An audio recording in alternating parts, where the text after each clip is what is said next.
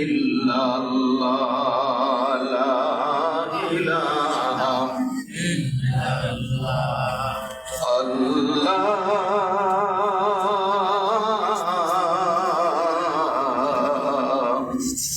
ভুলে যেও না বান্দাকে যেখানেই থাকি তোমাকেই ডাকি যেখানেই থাকি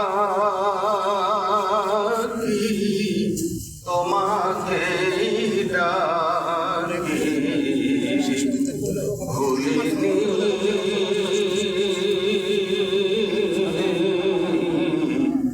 ভুলবো না কখনো তোমাকে লা ইলাহা আরো জোরে লা ইলাহা। আগে আসেন তো, সবাই আগে আসেন, জিকির করে আগে আসেন। এই যে সামনে সুন্দর জায়গা, সামনে আগে আসেন সবাই, সামনে সামনে। লা ইলাহা ইল্লাল্লাহ লা ইলাহা ইল্লাল্লাহ লা ইলাহা ইল্লাল্লাহ মুহাম্মাদুর রাসূলুল্লাহ। তাহলে সবাই বসুন, আমরা ছোট্ট একটি সূরা তেলাওয়াত করেছি, আবার একটু তেলাওয়াত করি।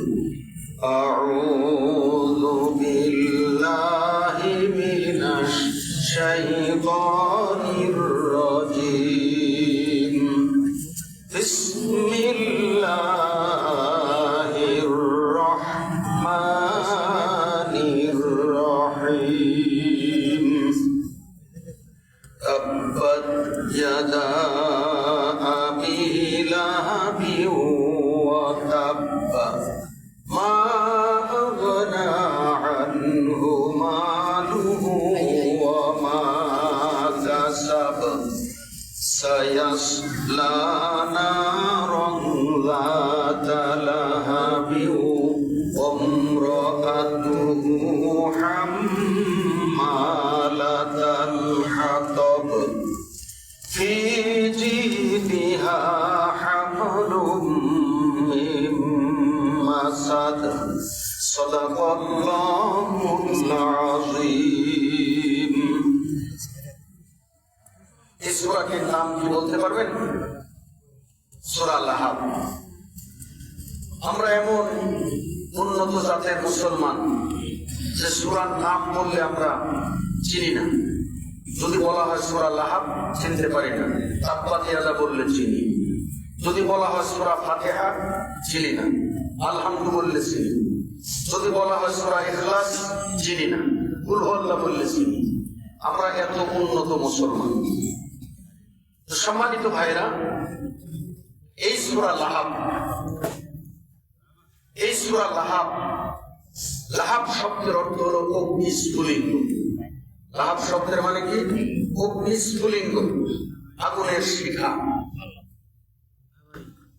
আর এই সূরাটা নাযিল হয়েছে আমাদের নবীর বাপেরা ছিলেন 10 ভাই। কয় ভাই? নবীর বাপেরা ছিলেন 10 ভাই। এই 10 ভাইয়ের মধ্যে এক ভাইয়ের নাম ছিল আবু লাহাব। কি নাম ছিল? আবু লাহাব। এই আবু লাহাবকে কেন্দ্র করে এই সূরাটা নাযিল হয়েছে। আমরা প্রথমে এই সূরার শানে নজর শুনব। কেন? কোন ঘটনাকে কেন্দ্র করে? আল্লাহ রাব্বুল আলামিন কোরআনে অনেক সূরা নাযিল করেছেন। আমার ভাইয়েরা, তো আবু লাহাব নবীর আপন চাচা হওয়ার পরেও এই আপন চাচা আবু লাহাবের নামে এই সূরাটা আল্লাহ পাক কেন নাযিল করলেন? আমরা এই সূরার শানে নজর শুনব। প্রথমে এই সূরাটার অর্থ আমরা শুনি। তাব্বাত ইয়াদা আবি লাহাবিন ওয়া তাব্বা। ধ্বংস হোক আবু লাহাবের 2 হাত এবং সে নিজেও। আবু লাহাবের 2 হাত ধ্বংস হোক এবং ধ্বংস হোক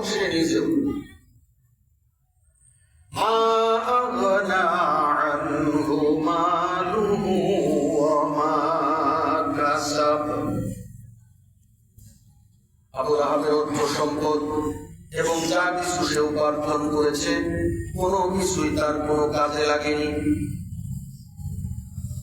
সায়াসলা নারন যাতা লাহাব, অতি শীঘ্রই সে দাউ দাউ করে জ্বলন্ত অগ্নিকুণ্ডে নিক্ষিপ্ত হবে। দাউ দাউ করে জ্বলন্ত আগুনের মধ্যে সে প্রবেশ করবে। অমরআতুহু, এবং তার স্ত্রীও, সে একা সাথে তার স্ত্রীও। হাম্মালাতাল হাতাব, যে ইন্ধন যোগানকারী, যার কাজ ছিল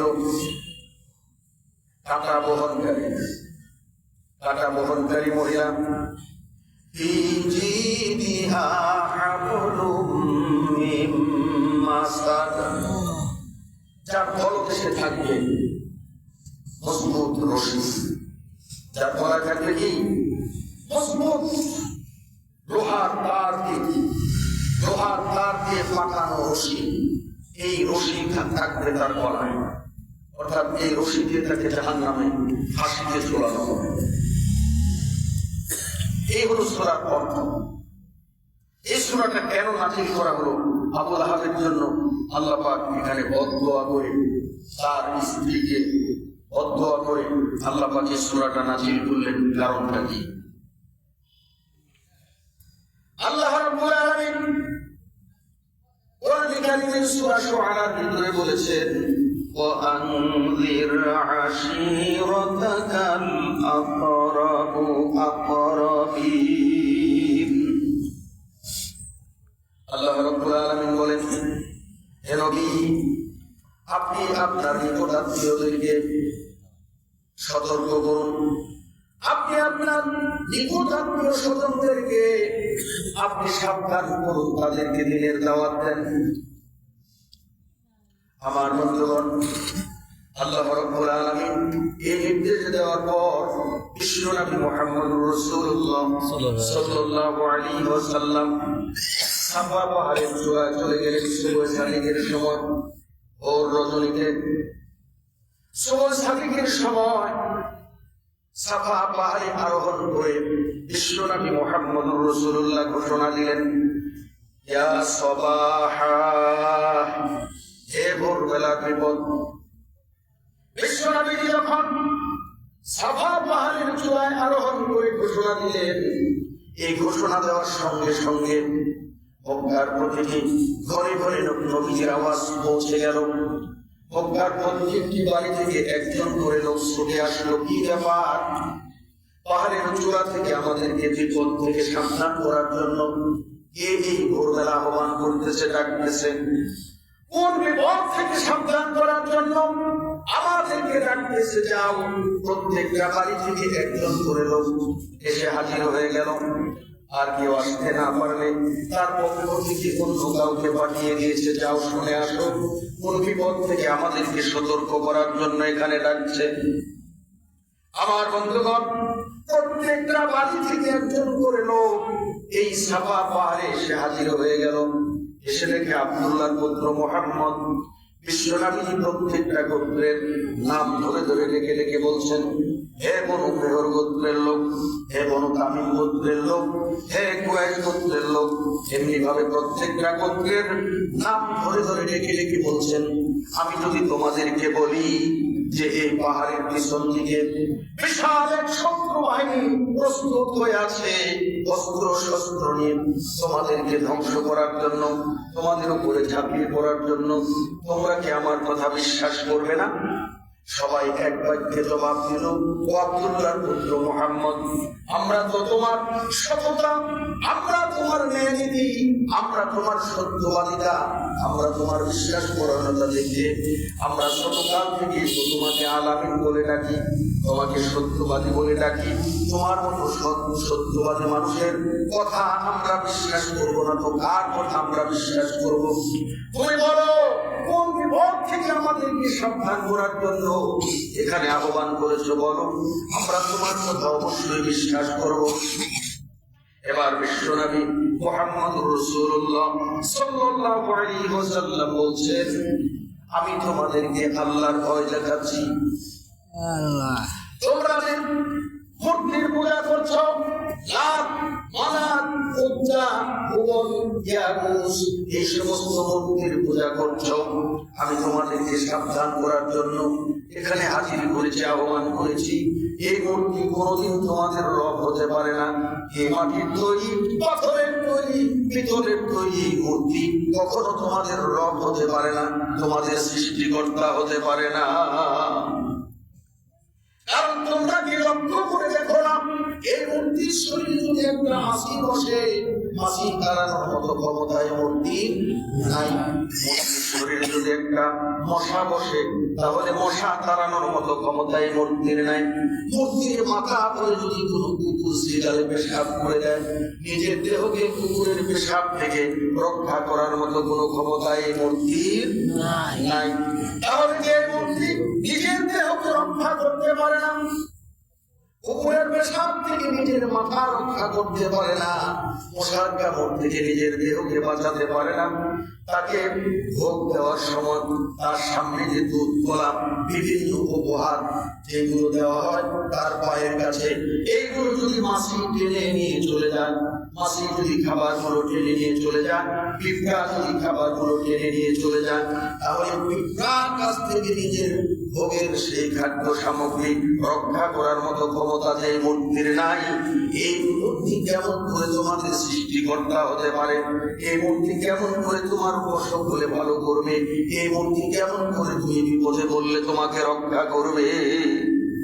তাই এই মূর্তি কখনো তোমাদের রব হতে পারে না, এই মূর্তি কখনো তোমাদের সৃষ্টিকর্তা হতে পারে না। কারণ এগুলো তো তোমরা নিজেরাই তৈরি করেছো, তোমরা নিজেরাই সৃষ্টি করেছো। আবার তোমরা কেন এগুলোর কাছে মাথা নত করছো? তোমরা ভুল মধ্যে আছো, তোমরা গুমরাহির মধ্যে আছো। তাই আমি তোমাদেরকে এখানে আহ্বান করেছি, এই আকাশ এবং জমিন যিনি সৃষ্টি করেছেন এবং এই পৃথিবীতে যত কিছু আছে সমস্ত কিছু যিনি সৃষ্টি করেছেন, তিনি হলেন সকল সৃষ্টির স্রষ্টা আল্লাহ রাব্বুল আলামিন। কথা বলেন ঠিক কিনা? সে আল্লাহর প্রতি মানার জন্য, সে আল্লাহর প্রতি বিশ্বাস স্থাপন করার জন্য আমি তোমাদেরকে আহ্বান করেছি। তোমরা আমার দাওয়াত কবুল করে পড়ো লা ইলাহা ইল্লাল্লাহু মুহাম্মাদুর রাসূলুল্লাহ। তাহলে তোমরা কামিয়াব হয়ে যাবে, তাহলে তোমরা সফল কাম হয়ে যাবে। আর যদি তোমরা আমার দাওয়াত কবুল না করো, আর যদি তোমরা ওই আল্লাহকে আল্লাহ বলে স্বীকৃতি না দাও, ওই আল্লাহকে সৃষ্টিকর্তা বলে ঘোষণা না দাও, স্বীকার না করো, তাহলে আল্লাহর গজবে তোমরা ধ্বংস হয়ে যাবে, আল্লাহর আযাবে পাকড়াও হবে, তোমরা জাহান্নামী হয়ে যাবে। আমার নবী কি ভালো কথা বলেছেন না খারাপ? ভালো কথা বলেছেন, কিন্তু এই ভালো কথা বলার পরেও আবু লাহাব কেউ কিছু বলে নাই, কেউ কিছু বলে নাই, রাগ করে নাই। কিন্তু কেউ কিছু বলে ওঠার আগে বিশ্ব নামীরা 50 ক্ষিপ্ত হয়ে রাগান্বিত হয়ে এবার এক খণ্ড পাথর হাতে তুলে নিয়েছে। সাফা পাহাড় থেকে এক খণ্ড পাথর হাতে তুলে নিয়ে আমার নবীর চেহারার দিকে পাথর মারার জন্য হাত তুলেছে এবং বলছে তাব্বালাকা ইয়া মুহাম্মদ, তাব্বালাকা ইয়া মুহাম্মদ, হে মুহাম্মদ তোর ধ্বংস হোক, আলিহাজা জামাআতানা। এই কথা বলার জন্য, এইসব কথা বলার জন্য আমাদেরকে এখানে হাজির করেছ, তোমার ধ্বংস হোক। আবু লাহাব ক্ষিপ্ত হয়ে গেল এবং আমার নবীর চেহারার দিকে পাথর ছুঁড়ে মারার জন্য পাথর হাতে তুলে নিয়ে উঁচু করল, কিন্তু পাথর মারে নাই। আমার ভাইরা, আবু লাহাব যে আমার নবীর দিকে পাথর ছুঁড়ে মারার জন্য প্রস্তুত হলো, আমার নবীর জন্য বদদোয়া করলো। আমার ভাইরা দেখেন, ইসলামের দাওয়াত, এতদিন নবী ইসলামের দাওয়াত দেয়নি, এতদিন নবী ইসলামের দাওয়াত দেয়নি। আমার নবীকে সবাই আলামিন বলেছে, আমার নবীকে সত্যবাদী বলেছে। আবু লাহাব, আবু জেহেল, উতবা, সায়বা সবার কাছেই ভালো ছিল। কেমন ভালো? আমার নবীজিকে তারা বিচারপতি হিসেবেও মেনে নিয়েছে। হাদিস থেকে পাওয়া যায়, ইতিহাস থেকে পাওয়া যায়, কাবা ঘরের কাজ, কাবা ঘর ভেঙে সংস্কার করার কাজ করছিল এই কুরাইশ গোত্রের লোকেরা। ওই সময় 12টা গোত্রের লোক মক্কাতে বসবাস করত। এর মধ্যে 4টা গোত্র ছিল নাম করা বড়। তো এই কাবা ঘর ভেঙে সংস্কার করা হয়েছে, নতুন করে করা হয়েছে। এখন হাজরে আসওয়াদ পাথরটা এই কাবা ঘরে কে সেট করবে জায়গাটা, এইটা নিয়ে এই গোত্রের মধ্যে মনোমালিন্য, বাকবিতণ্ড। এরা বলে আমাদের গোত্র প্রধান মুরব্বী, উনি এটা সেট করবেন। আরেকজন বলে না, আমাদের গোত্র প্রধান বেশি শিক্ষিত, ওনার সুনাম সংখ্যাতি বেশি, উনি এটা স্থাপন করবেন। আরেক গোত্রের লোকেরা বলে না, আমাদের গোত্র প্রধান সবচাইতে ধনী সম্পদশালী, উনি এটা স্থাপন করবে। এইরকম খেলাখেলি গুতাগুতি। এখন তারা কোনো সমাধানে পৌঁছতে পারছে না।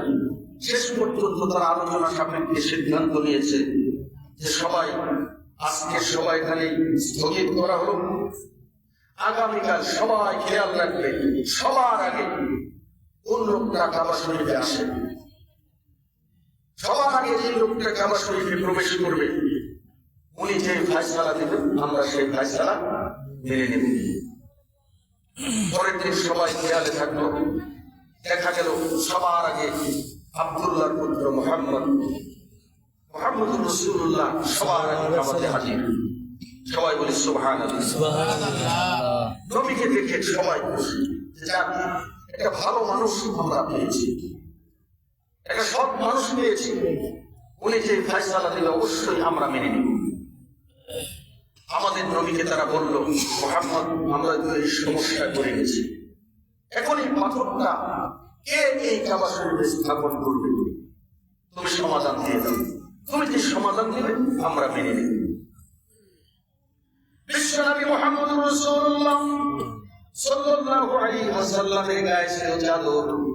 এই চাদরটা খুলে মাথা বিছিয়ে দিলেন, কাবা ঘরের পাশে চাদরটা সুন্দর করে বিছায় দিলেন। বিছায় দেওয়ার পর হাজরে আসওয়াদ পাথরটা বিশ্বনবী নিজ হাতে চাদরের উপরে রাখলেন। চাদরের উপরে রাখার পর এই নাম করা 4টা গোত্র আছে, এই নাম করা 4টা গোত্রের 4জন যে প্রধান, এই 4জন প্রধানকে ডাক দিলেন। ডাক দিয়ে একজনকে বললেন আপনি এই গোনা ধরেন, আরেকজনকে বললেন আপনি এই গোনা ধরেন, আরেকজনকে বললেন আপনি চাদরে এই গোনা ধরেন। 4জনকে 4 গোনা ধরায় দিয়ে বললেন আপনার 4জনে বহন করে কাবা শরীফের ঘরের কাছে নিয়ে যান। 4জনে বহন করে কাবা শরীফের ঘরের কাছে যখন নিয়ে গেল, বিশ্বনবী মুহাম্মদুর রাসূলুল্লাহ নিজ হাতে ওইটা ওখানে স্থাপন করে দিলেন, সেট করে দিলেন। 4 গোত্র খুশি, সবাই খুশি হয়ে গেল। মুহাম্মদের ফয়সালা কত সুন্দর, কত সুন্দর, সুবহানাল্লাহ। তারা আমার নবীজির বিচার ফয়সালা মেনে নিয়েছে, আমার বিচার ফয়সালা তারা মেনে নিয়েছে, কোনো আপত্তি করে নাই। তাকে আলামিন বলে ডেকেছে, সত্যবাদী বলে ডেকেছে। তাদের যত সোনা দানা টাকা পয়সা, বাড়ি ঘর ছেড়ে কোথাও বেড়াতে গেলে, কোথাও চলতে গেলে, কোন জায়গায় চলে গেলে তাদের টাকা পয়সা সোনা দানা আমার নবীর কাছে আমানত রেখে যেত, মুহাম্মদ আমি অমুক জায়গায় যাচ্ছি, আমি যুদ্ধে যাচ্ছি, বাড়িতে থাকার কেউ নাই, এই যে আমার এতগুলো টাকা পয়সা, এই যে আমার সোনা দানা তোমার কাছে গচ্ছিত রেখে গেলাম, আমি বাড়িতে আসার পরে আবার নিয়ে যাব। আমার নবীকে বিশ্বাস করে তারা এইগুলো নবীজির কাছে জমা রাখতো। কত বিশ্বস্ত ছিলেন, কত ভালো মানুষ ছিলেন তাদের কাছে। কিন্তু সেই নবী মুহাম্মদুর রাসূলুল্লাহ আজকে সাফা পাহাড়ে দাঁড়িয়ে যখন সবাইকে দাওয়াত দিয়ে দিলেন যে যিনি আকাশ এবং জমিন সৃষ্টি করেছে সেই আল্লাহর উপরে ঈমান আনতে হবে, এই মূর্তির পূজা করা যাবে না, লাতের পূজা করা যাবে না, মানাতের পূজা করা যাবে না, উচ্চার পূজা করা যাবে না। সকল সৃষ্টির স্রষ্টা আল্লাহ, সব কিছু দিতে পারেন কে? আল্লাহ। বিপদে পড়লে বিপদ থেকে উদ্ধার করতে পারেন কে? আল্লাহ। আমার বন্ধুগণ, সে আল্লাহর প্রতি ঈমান আনতে হবে। এই দাওয়াত যখন আমার নবী সাফা পাহাড়ে দিয়ে দিলেন, আর সেই দিনে প্রকাশ্যে তারা বিরোধিতা শুরু করে দিল। আবু লাহাব আমার নবীকে পাথর মারার জন্য প্রস্তুত হয়ে গেল। তবে সেদিন থেকে দাওয়াত দেওয়া শুরু, সেদিন থেকে পাথর মারাও শুরু। মুহাম্মদুর রাসূলুল্লাহ এত ভালো মানুষ হওয়ার পরেও ইসলামের দাওয়াত দেওয়া শুরু করার সাথে সাথে পাথর মারার জন্য তারা রেডি হয়ে গেল। কিন্তু অন্য কেউ মানলে তাও এটা বুঝ দেওয়া যেত আবু লাহাব হলো নবীর আপন চাচা।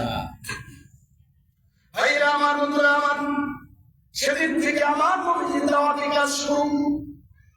আমার নবী দাওয়াতি কাজ করতেছেন, মানুষের বাড়ি বাড়ি গিয়ে দাওয়াত দেন, মানুষের বাড়ি বাড়ি গিয়ে তাবলীগ জামাতের লোকেরা যেভাবে দাওয়াত দেয়, আমার নবী মানুষের বাড়ি বাড়ি যেতেন, বাড়ি বাড়ি গিয়ে এইভাবে ডেকে কাছে এনে বোঝাতেন, তুমি যে মূর্তির পূজা করো, এই মূর্তি কোনোদিন তোমার রব হতে পারে না। তুমি যে আগুনের পূজা করো, এই আগুন কখনো তোমার সৃষ্টিকর্তা হতে পারে না। তুমি যে সূর্যের পূজা করো, এই সূর্য কখনো তোমার সৃষ্টিকর্তা, তোমার রব হতে পারে না। তুমি যে চাঁদের পূজা করো, এই চাঁদ কখনো তোমার সৃষ্টিকর্তা না। এগুলো সব হলো আল্লাহর সৃষ্টি।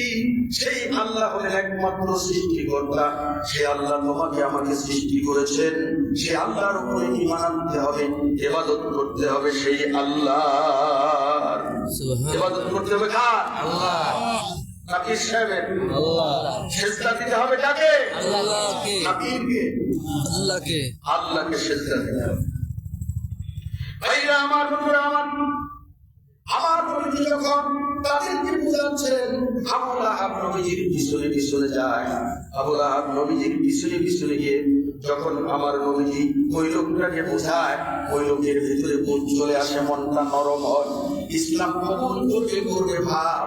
আবু লাহাব তখন বলে, হে অমুক, তুমি ভুল করছো, তুমি মুহাম্মদের কথা শোনো না, খবরদার তুমি মুহাম্মদের কথা শোনো না। মুহাম্মদ পাগল হয়ে গেছে, মুহাম্মদকে জিনে ধরেছে, তার মাথা ঠিক নাই। কারণ মুহাম্মদের কথা যদি ঠিক হইতো তাহলে আমি হলাম মুহাম্মদের আপন চাচা, আমি তো আগে মুসলমান হইতাম, আমি তো আগে কালেমা পড়ে মুসলমান হতাম। তাই তোমরা খবরদার মুহাম্মদের কথায় বাপদাদার ধর্ম ত্যাগ করো না, বাপদাদার ধর্মে চোর কালিমা খায় মুহাম্মদের কথায় রাজি হয় না। মুহাম্মদ যদি সঠিক হইতো তাহলে আমি আবু লাহাব সবার আগে ঈমান আনতাম। এই কথা যখন বলে তখন ওই লোকটার মন ঘুরে যায়, পাল্টে যায়। তখন বলে, তোমার চাচা নিজেই তো তোমাকে মিথ্যাবাদী বলছে, তোমাকে জিনে ধরা বলছে, তোমাকে পাগল বলছে, তাহলে তোমার কথা কেমন করে আমরা বিশ্বাস করতে পারি? আমার নবীজি সেখান থেকে ব্যর্থ হয়ে আবার অন্য গ্রামে যাচ্ছে। পাহাড়ের যে বাগিয়ে রাস্তা, সৌদি আরব যারা গিয়েছেন, যারা হজ করতে গিয়েছেন, তারা দেখেছেন সৌদি আরবে হাজার হাজার পাহাড় আর পাহাড়। বাংলাদেশে যেদিকেই তাকায় সেদিকেই শুধু গাছগাছালি দেখা যায়। আর সৌদি আরব গেলে, আরব আমিরাতে গেলে যেদিকেই তাকাবেন হাজার হাজার শুধু পাহাড় আর পাহাড়। এই পাহাড়ের চিপাচাপা দিয়ে রাস্তা। আমার বন্ধুরা, আমার নবীজি এক গ্রাম থেকে, এক মহল্লা থেকে আরেক মহল্লা যখন দাওয়াত দেওয়ার জন্য যাচ্ছে, তখন আবু লাহাব পিছনে পিছনে যায়। আর ওই মরুভূমি থেকে, পাহাড়ের উপত্যকা থেকে ধারালো চোখা চোখা পাথরগুলি তুলে নেয়, চোখা চোখা থেকে পাথরগুলি তুলে নেয়। আর ওই পাথর দিয়ে আমার নবীর পা লক্ষ্য করে পাথর মারে, আমার নবীজির পায়ে পাথর মারে, জোরে জোরে পাথর মারে। আর ওই পাথর সে যখন আমার নবীজির পায়ে লাগে, পায়ের চামড়া কেটে ঝরঝর করে ভেঙে দিয়ে রক্ত বের হয়। আমার ভাইরা, অনেক সময় পায়ের হাড্ডিতে যখন লাগে, হাড্ডি ঝিঝি ধরে যায়, ঠ্যাং ঝিঝি ধরে যায়, নবী হাঁটতে পারে না, বসে যায়। আবার যখন ঝিঝি ছুটে, আবার যখন হাঁটতে শুরু করে, আবু লাহাব আবার পাথর মারে। আবার পাথরের আঘাতে নবীর পায়ের চামড়া কেটে আবার রক্ত ঝরে। আমার বন্ধুগণ, এমনি ভাবে পাথর মেরে মেরে আমার পা করে দিত। আবু লাহাবের উদ্দেশ্য ছিল এমনি ভাবে যদি আমি পাথর মেরে মেরে মুহাম্মদের পা দুটো ক্ষত বিক্ষত করে দিতে পারি, মুহাম্মদের পা ক্ষত বিক্ষত হয়ে গেলে, ব্যথায় জর্জরিত হয়ে গেলে মুহাম্মদ কালকে আর ইসলামের দাওয়াত দেওয়ার জন্য যাবে না, তাহলে ইসলামের দাওয়াত বন্ধ হয়ে যাবে। মুহাম্মদ ইসলামের দাওয়াত না দিলে ইসলামের বাতি আর চলবে না। আমার বন্ধুগণ, মুহাম্মদ রাসূলুল্লাহকে এইভাবে পাথর মেরে মুহাম্মদ রাসূলুল্লাহর দাওয়াত বন্ধ করতে পারে না। নবী কি দাওয়াত বন্ধ করে দিয়েছিল? ভাইরা আমার, বন্ধুরা আমার, রাসূলুল্লাহর দাওয়াত কিন্তু তারা বন্ধ করতে পারে নাই। আমার বন্ধুগণ, শুধু তাই নয়, আমার নবীজি এইভাবে দাওয়াত দিয়ে কত বিক্ষত হয়ে ব্যথায় জর্জরিত হয়ে সারাদিন না খেয়ে দাওয়াতে কাজ করেছেন। যখন বাড়িতে আসছেন, আমার ভাইরা বাড়িতে এসে খাওয়া দাওয়া করবেন, কিন্তু আবু লাহাবের বউ, আমার নবীর বাড়ি আর আবু লাহাবের বাড়ি ছিল একই জায়গায়, মাঝখানে শুধু একটা ওয়াল, মাঝখানে শুধু একটা ওয়াল। আমার ভাইরা আর অন্য কোনো বাড়ি ছিল না। আবু লাহাবের বাড়ি আর আমার নবীর বাড়ি একই জায়গায়, মাঝখানে শুধু একটা বেড়া, একটা ওয়াল। আমার নবীর স্ত্রী আম্মা জান খাদিজাতুল কুবরা রাদিয়াল্লাহু তাআলা আনহা যখন ভাত তরকারি রান্না করতেন, যখন রান্না করা কমপ্লিট হয়ে যেত, আবু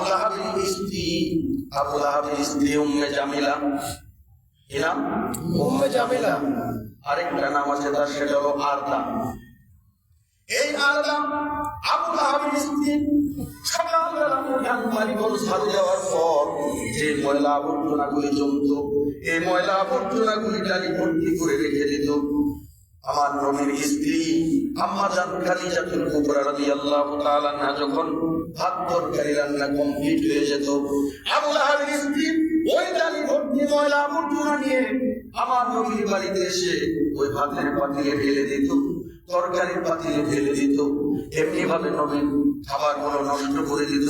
আবু লাহাবের স্ত্রীর উদ্দেশ্য ছিল এই মুহাম্মদ দাওয়াত যে বাড়িতে আসবে ক্ষুধার্ত অবস্থায়, বাড়িতে এসে যদি পেট ভরে খাবার খান, পেট ভরে খাবার খেলে তার ক্ষুধার্ত হয়ে যাবে, শরীরে আবার শক্তি ফিরে আসবে, আবার পরে ইসলামের দাওয়াত নিয়ে বের হবে।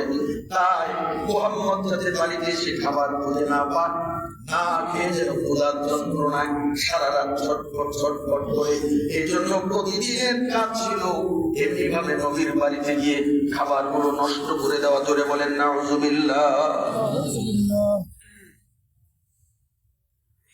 আমার বন্ধুগণ, আমার নবীজি না খেয়ে রাতের বেলা ঘরের দরজা বন্ধ করে আমার বন্ধুগণ বিশ্রামের জন্য, ঘুমানোর জন্য বিছানায় যেতেন। আর আমার নবী দরজা বন্ধ করে যখন ঘুমানোর জন্য যাইতেন বিছানায়, আবু লাহাবের স্ত্রী প্রতিদিন দিনের বেলা খেজুর গাছের কাঁটাওয়ালা ডাল, পাবলা গাছের কাঁটা যুক্ত ডাল, আমার ভাইরা মনোযোগ দিয়ে শুনবেন, মনোযোগ দিয়ে শুনবেন। ইসলাম এমনি আসে নাই, অনেক কষ্টের বিনিময়ে ইসলাম এসেছে। আমার বন্ধুগণ, আমার নবীজি যখন ঘরের দরজা বন্ধ করে ঘুমানোর জন্য বিছানায় শুইতেন, আবু লাহাবের স্ত্রী খেজুর গাছের কাঁটা যুক্ত ডাল, পাবলা গাছের কাঁটা যুক্ত ডাল, এই ডালগুলো এনে, কাঁটাগুলো এনে আমার নবীজির ঘরের দরজায় দিয়ে রাখত, দিয়ে যেত। তার উদ্দেশ্য ছিল মুহাম্মদ যখন তাহাজ্জুদ করার জন্য ঘরের দরজা খুলে দরজায় পা দিবে, পা দেওয়ার সঙ্গে সঙ্গে মুহাম্মদের পায়ে এই পাবলা গাছের কাঁটা বিদ্ধ হয়ে যাবে, খেজুর গাছের কাঁটা বিদ্ধ হয়ে যাবে। এই কাঁটা ফুটার কারণে ব্যথায় যন্ত্রণায় অস্থির হয়ে যাবে, আর এই কাঁটা ফুটার কারণে তার এই ব্যথাযুক্ত পা নিয়ে যন্ত্রণায় ভুগতে থাকবে। সে আর মানুষের বাড়ি বাড়ি হেঁটে হেঁটে দাওয়াত দিতে পারবে না। আর মুহাম্মদ দাওয়াত দিতে না পারলেই ইসলামের বাতি নিভে যাবে, ইসলামের বাতি আর জ্বলবে না। ভাইরা আমার, বন্ধুরা আমার, তাহলে আবু লাহাবের বউ নবীরা প্রত্যেকদিন রাত্রের বেলা নবীর ঘরের দরজায় কাটা দিত।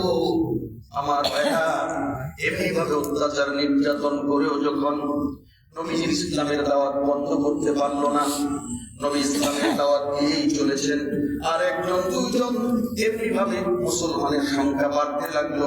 মুসলমানের সংখ্যা যখন আস্তে আস্তে বাড়তে লাগলো, তখন আবু লাহাব, উতবা, সায়বা, মুগীরা এরা দারুন নাদওয়াতে মিটিং বসলো। দারুন নাদওয়া কাবা শরীফ থেকে মিনা ময়দানে যাওয়ার আগে মাঝখানে, মিনা ময়দান আর কাবা শরীফ এর মাঝখানে একটা গোপন পাহাড়, চিপার মধ্যে চারিদিকে পাহাড়, মাঝখানে একটা গোপন জায়গা আছে। এই জায়গাটাকে দারুন নাদওয়া বলা হতো। এই দারুন নাদওয়াতে তারা মিটিং বসলো, কি করা যায়, কি করা যায়। তখন তারা মিটিং বসে সিদ্ধান্ত নিল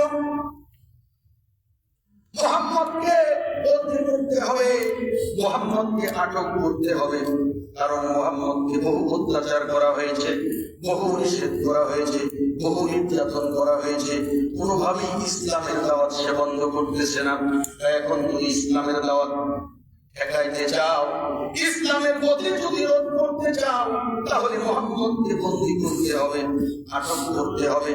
আমার ভাইরা, সাফা পাহাড়ের পরে আরেকটা পাহাড় আছে মারওয়া পাহাড়। মারওয়া পাহাড় কাবা শরীফের একদিকে সাফা পাহাড়, আরেকদিকে মারওয়া পাহাড়। এই সাফা পাহাড় থেকে মারওয়া পাহাড়, মারওয়া পাহাড় থেকে সাফা পাহাড়, এই দুই পাহাড়ে প্রত্যেকটা হাজিকে 7 বার দৌড়ানো লাগে। কয় বার? 7 বার। 7 বার দৌড়াতে হয়। এটাকে সাই বলে। এটাকে কি বলে? সাই। সাই করা ওয়াজিব, প্রত্যেকটা হাজির জন্য এটা ওয়াজিব। এটা না করলে হজ হবে না। আমার ভাইরা, এই মারওয়া পাহাড় থেকে সামান্য দূরেই সেখানে একটা জায়গা আছে, শিয়াবে আবু তালিব। আমার ভাইরা, ওখানে ছোট্ট একটা ঘর আছে, দোতলা। এইটা হলো আমাদের নবীজির ভূমিষ্ঠ হওয়ার স্থান। আমাদের নবীজি এখানে মা আমিনার ঘর ছিল। এই ঘরে রাসূলুল্লাহ সাল্লাল্লাহু আলাইহি ওয়াসাল্লাম ভূমিষ্ঠ হয়েছিলেন, জন্মগ্রহণ করেছিলেন। এই জায়গাটাকে চিহ্নিত করে রাখা হয়েছে দোতলা একটা ঘর তৈরি করে। এটা ইসলামী লাইব্রেরি। এখানে হাজী সাহেবদেরকে বিনামূল্যে বিভিন্ন বই পুস্তক দেওয়া হয়। আর এই ঘরের পাশে শিয়াবে আবু তালিব গিরি গুহা। সেখান থেকে পাহাড়ের ভিতর দিয়ে, উপর দিয়ে পাহাড়, আর ভিতর দিয়ে রাস্তা চলেছে, পাকা রাস্তা, একবারে বিনা ময়দানে। আমার ভাইরা, সেখানে ছোট্ট সাইনবোর্ড দেওয়া আছে, শিয়াবে আবু তালিব। ওখানে 2 পাহাড়ের চিপা, পাহাড়ের সুড়ঙ্গ। এই চিপার মধ্যে, সুড়ঙ্গের মধ্যে আমাদের নবীকে তারা বন্দী করল। মুহাম্মদ সপরিবার এবং নবীজির আরেক চাচা ছিল আবু তালিব, যে নবীকে খুব ভালোবাসত। কি করত? ভালোবাসত। আমাদের নবীজিকে আবু তালিব খুব ভালোবাসত, খুব মহব্বত করত। আমার বন্ধুগণ, কেমন মহব্বত করত? হযরত আলী রাদিয়াল্লাহু তাআলা আনহু, হযরত জাফর রাদিয়াল্লাহু তাআলা আনহু, ওনারা 2 ভাই। আলী বড়, জাফর হলো তারও ছোট। আমার ভাইরা, এই 2 জন ছোট বাচ্চা, এরা হলো আবু তালিবের ছেলে। আর মুহাম্মদুর রাসূলুল্লাহ আলীর চাইতে অনেকটা বড়।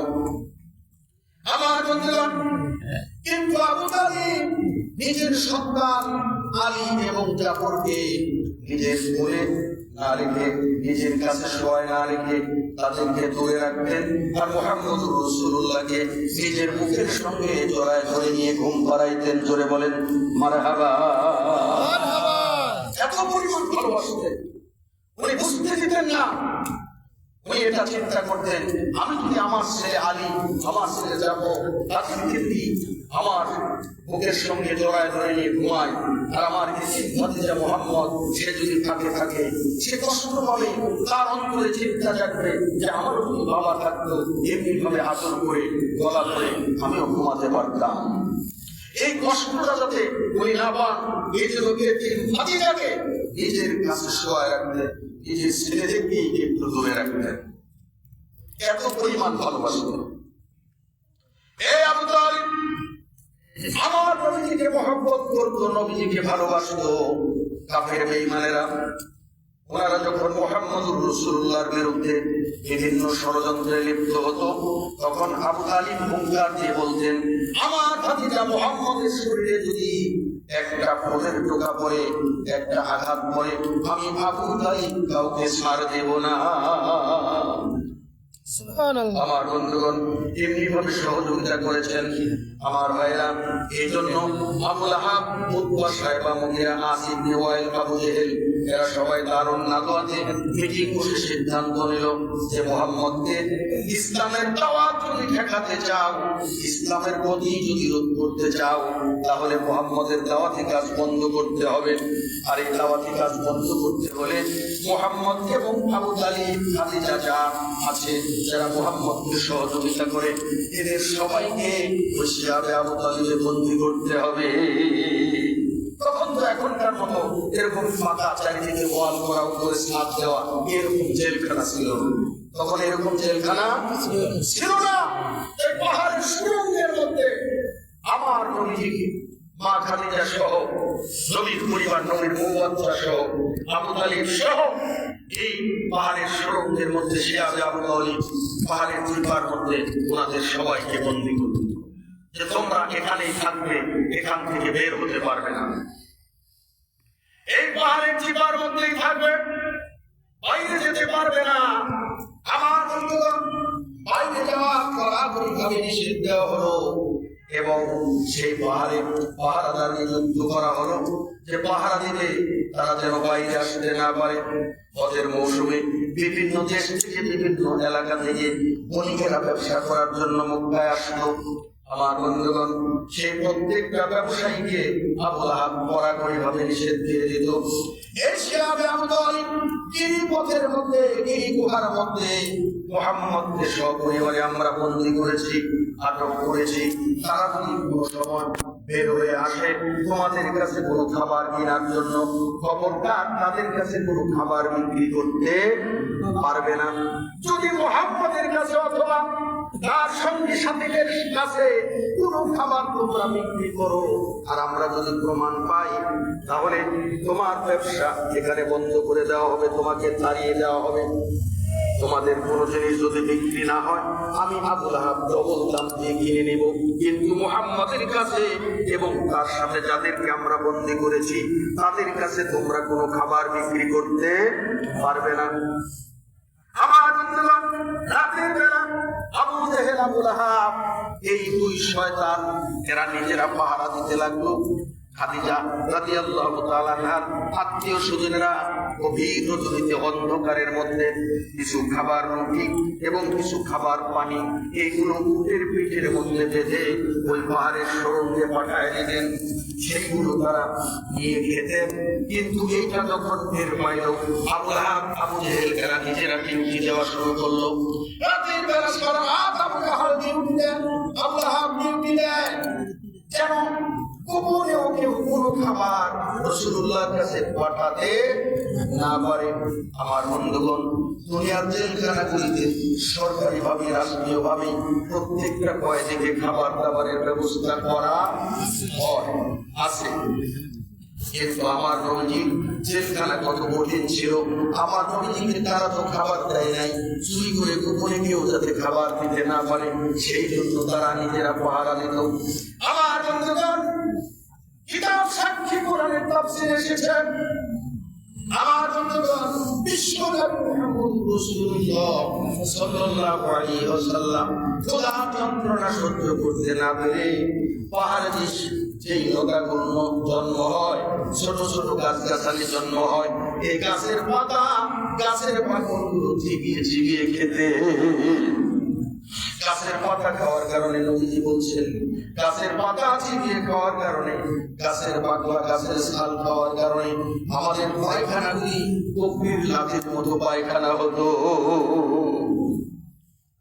এত কষ্ট করেছেন, 1 মাস, 2 মাস, 6 মাস নয়। আমার ভাইরা মনোযোগ দিয়ে শুনুন, ইসলাম এমনি আসে নাই, খানকাতে বসে ইসলাম চলে আসে নাই। ইসলাম প্রতিষ্ঠার জন্য অনেক ত্যাগ স্বীকার করতে হয়েছে, অনেক কষ্ট করতে হয়েছে।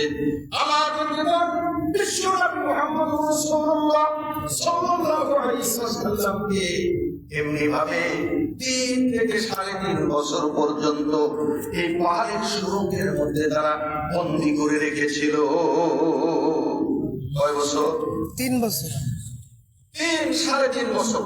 কোন বর্ণনায় 3 বছর, কোন বর্ণনায় 3.5 বছর। এই 3-3.5 বছর আমার নবীকে এই পাহাড়ের সুরঙ্গে তারা বন্দী করে রাখলো। খাবার পর্যন্ত দিল না, পানি পর্যন্ত দিল না, কোন ঘর সেখানে ছিল না। এই খাওয়া রোদ্রে উঠতে হতো, বৃষ্টি আসলে মেঘে ভিজা লাগতো, এই ঘন কুয়াশার মধ্যে ভাবেই রাত কাটাতে হতো। আহারে কত কষ্টে এই 3-3.5 বছর সেই সুরঙ্গে জীবন যাপন করেছিল। আমার নবীর অপরাধটা কি ছিল বলেন? আমার নবীজি কি চুরি করেছিল? না। কথা বলেন না। আমার নবীজি কি ডাকাতি করেছিল? না। আমার নবীজি কি কারো বাড়িতে আগুন ধরা দিয়েছিল? না। আমার নবীজি কাউকে হত্যা করেছিল? না। মানবতা বিরোধী অপরাধ করেছিল? না। নারী ধর্ষণ করেছিল? না। তাহলে আমার নবীজির অপরাধ কি ছিল? নবীজির অপরাধ একটাই, উনি ইসলামের দাওয়াত দিচ্ছেন, ঠিক। কোরআনের দাওয়াত দিচ্ছেন। এই কোরআনের দাওয়াত দেওয়াটাই ছিল আমার নবীজির অপরাধ। এই অপরাধের কারণে আমার নবীজিকে জেলখানায় বন্দী করেছে। ঠিক। ঠিক তেমনি ভাবে আমরা দেখতে পেয়েছি বিগত 16-17 বছর, বিগত 16-17 বছরে এই কোরআনের কথা যারা বলতো, কোরআনের দাওয়াত যারা দিত, এই আলেম ওলামাকেও ধরে ধরে জেলখানায় বন্দী করা হয়েছে। কথা বলে ঠিক? সত্য হলে বলবে ঠিক কিনা? আল্লামা দেলোয়ার হোসেন সাঈদী বাংলাদেশের সবচেয়ে ছোট বক্তা নাকি? না, বড় বক্তা, শ্রেষ্ঠ বক্তা। না, আজও বাংলাদেশে জন্ম হয় নাই। গোটা মুসলিম বিশ্বে, গোটা মুসলিম বিশ্ব এমন কোন মুসলিম রাষ্ট্র নাই যে রাষ্ট্রে আল্লামা সাঈদী নাম বলেছিলেন না। ঠিক। কথা বলেন ঠিক? ঠিক। যাকে সৌদি সরকার একে একে 2 বার রাষ্ট্রীয় মর্যাদায়, রাষ্ট্রীয় সম্মানে তাকে রাষ্ট্রীয় খরচে হজ করেছেন। কাবা শরীফের ভিতরে উনি প্রবেশ করেছেন, কাবা ঘরের ভিতরে। আমার বন্ধুগণ, সেই ব্যক্তি আমাদের বাংলাদেশের জন্য গর্ব ছিল, গর্ব। না বাংলাদেশের জন্য বদনাম ছিল? গর্ব। বাংলাদেশের কলঙ্ক ছিলেন না উনি, বাংলাদেশের গর্ব ছিল। সেই মানুষটাকে আহারে চোর বানায়, থাল চুরির মামলা ওনার বিরুদ্ধে। 71 সালে উনি থাল চুরি করেছেন। 71 সালে উনি মুরগি চুরি করেছেন, মুরগি চোরের মামলা হয়েছে ওনার বিরুদ্ধে, থাল চুরির মামলা হয়েছে, নারী ধর্ষণের মামলা, এত মামলা, নারী ধর্ষণ, উনি এত নারী ধর্ষণ করেছেন। আমি হিসাব করে একদিন দেখেছিলাম যে প্রতিদিন উনি 80টা করে নারীকে ধর্ষণ করেছেন। আচ্ছা, একটা পুরুষ যতই বীর পুরুষ হোক, 80টা মহিলার সাথে সহবাস করা কোন পুরুষের দ্বারা সম্ভব না। ধরে বলেন সম্ভব না। তাহলে এটা যে ভুয়া মিথ্যা, এটাই তো তার প্রমাণ। ঠিক। হ্যাঁ, ঠিক। একটা পুরুষ কখনো, আর এই 9 মাস যুদ্ধ চলেছে বাংলাদেশে, এই 9 মাস ব্যাপী প্রতিদিন 80টা করে নারী ধর্ষণ করেছে। এটা কি বিশ্বাসের কথা? না। এত পরিমাণ ধর্ষণ মামলা ওনার বিরুদ্ধে দেওয়া হয়েছে। ওনাকে 13 বছর, আমাদের নবী মক্কায় কত বছর ছিলেন? 13 বছর। 13 বছর মুক্তি জীবন কাটিয়েছেন। মক্কার লোকের অত্যাচার নির্যাতন সহ্য করেছেন নবীজি 13 বছর। আল্লামা দেলোয়ার হোসেন সাঈদী উনিও 13টা বছর জেল কেটেছেন। সুবহানাল্লাহ। তারপরেও মরে না। সামনে যাচ্ছে আমার ভাইরা। তাহলে আমাদের নবী অপরাধ যেমন ছিল ইসলামের দাওয়াত দেওয়া, কোরআনের দাওয়াত দেওয়া, এই অপরাধের কারণে আমাদের নবীজিকে তারা জেলখানায় বন্দী করেছিল, পাহাড়ের সুরঙ্গে বন্দী করেছিল 3.5 বছর। আমার বন্ধুগণ, তারপরে তাকে মুক্তি দেওয়া হলো। উনি জেলখানা থেকে বের হয়ে, পাহাড়ের সুরঙ্গ থেকে বের হয়ে আবার দাওয়াতি কাজ শুরু করলেন, আবার দাওয়াত দেওয়া শুরু করলেন। আস্তে আস্তে মুসলমানের সংখ্যা বাড়তে লাগলো।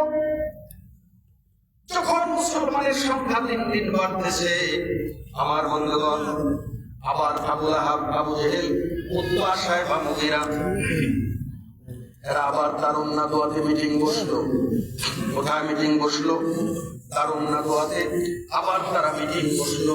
মিটিং বসে এবার সিদ্ধান্ত নিচ্ছে যে তাকে তো অনেক অত্যাচার করলাম, অনেক নির্যাতন করলাম, মারপিট করলাম, তাকে জেলখানায় বন্দি রাখলাম, রাত হয় 3.5 বছর পর্যন্ত তাকে কষ্ট দিলাম। তারপরেও আবার এই জেলখানা থেকে বেরো ইসলামের দাওয়াত দেওয়া শুরু করেছে। এখন কি করা যায়? এবার তারা পরামর্শ করে সিদ্ধান্ত নিল, এখন একটাই বুদ্ধি আছে, তাকে মেরে ফেলতে হবে, হত্যা করতে হবে, নাউজুবিল্লাহ। তাকে মেরে ফেলতে হবে। মুহাম্মদকে হত্যা না করলে ইসলামের বাতি নিবানো যাবে না। তাই ইসলামের গতি যদি ঠেকাইতে চাও, ইসলামের গতি যদি রদ করতে চাও, তাহলে মুহাম্মদকে হত্যা করার কোনো বিকল্প নাই। আমার বন্ধুগণ, তারা পুরস্কার ঘোষণা করলো, মুহাম্মদকে যে ব্যক্তি হত্যা করে তার মস্তক আমাদের সামনে হাজির করতে পারবে তাকে 200 উট পুরস্কার দেওয়া হবে। 200 উট পুরস্কার দেওয়া হবে। এই ঘোষণা যখন দিয়ে দিল, আপনারা শুনেছেন, জীবনে বহুবার শুনেছেন, হযরত ওমর রাদিয়াল্লাহু তাআলা সেই পুরস্কারের লোভে তরবারি হাতে নিয়ে আমার নবীজিকে হত্যা করার জন্য রওনা দিয়েছিল। কথা বলেন ঠিক কিনা? আমার বন্ধুগণ, আমার নবীজির কি অপরাধ ছিল? আমার নবীজি তো চুরি করেন নাই, আমার নবীজি তো ডাকাতি করেন নাই, আমার নবীজি তো কাউকে খুন করেন নাই, আমার নবীজি তো নারী ধর্ষণ করেন নাই, আমার নবীজি তো ধাল চুরি করেন নাই, মুরগি চুরি করেন নাই। তাহলে আমার নবীজিকে কেন তারা হত্যা করার জন্য আইন পাশ করলো? কারণটা কি? কেন?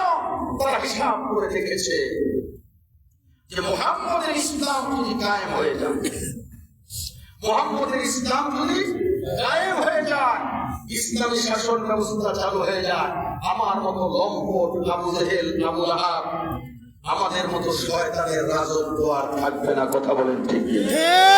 আমাদেরকে আর কেউ নেতা মানবে।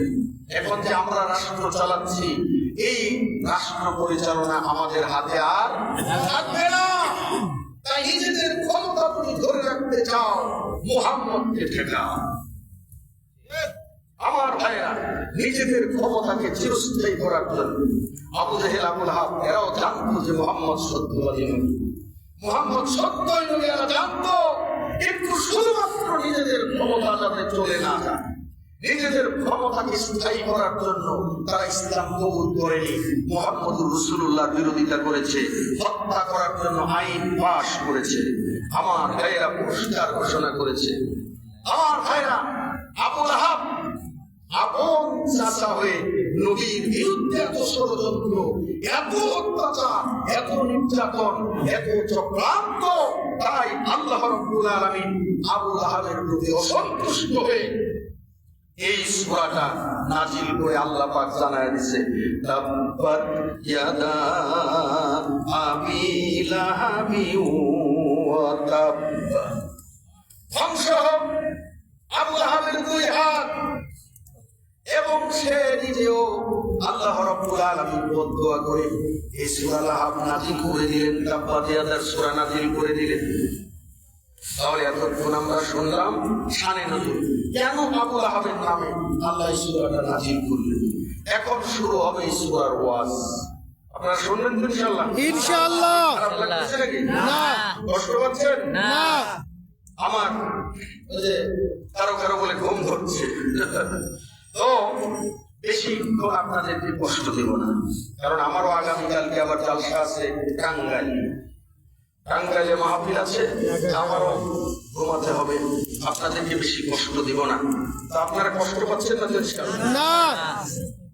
একটু জিকির করি, লা ইলাহা ইল্লাল্লাহ, লা ইলাহা ইল্লাল্লাহ, লা ইলাহা ইল্লাল্লাহ, লা ইলাহা ইল্লাল্লাহ, লা ইলাহা ইল্লাল্লাহ।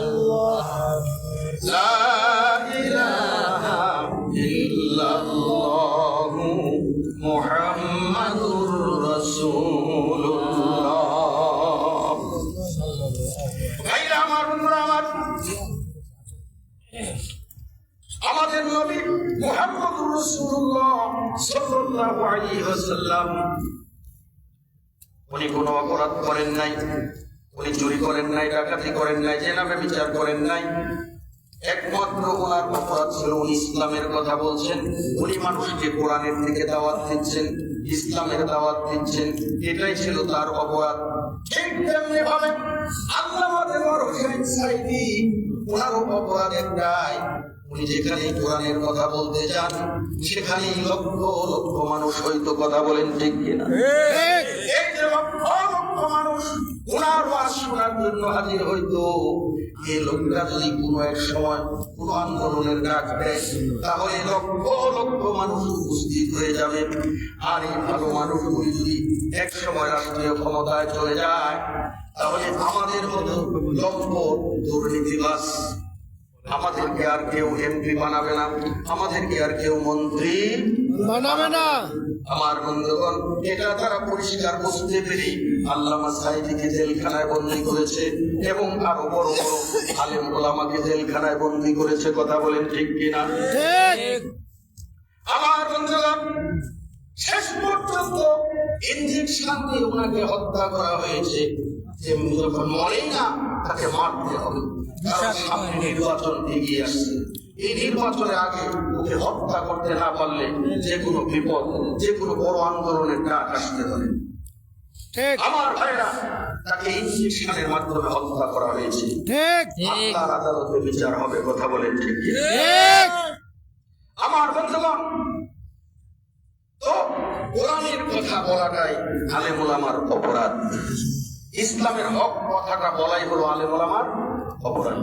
যত দোষ নন্দ ঘোষ সত্যটা বললেই দোষ, যত দোষ নন্দ ঘোষ সত্যটা বললেই দোষ, করলে অন্যায়ের প্রতিবাদ নামটি হবে তোমার মৌলবাদ, নামটি হবে তোমার জঙ্গিবাদ।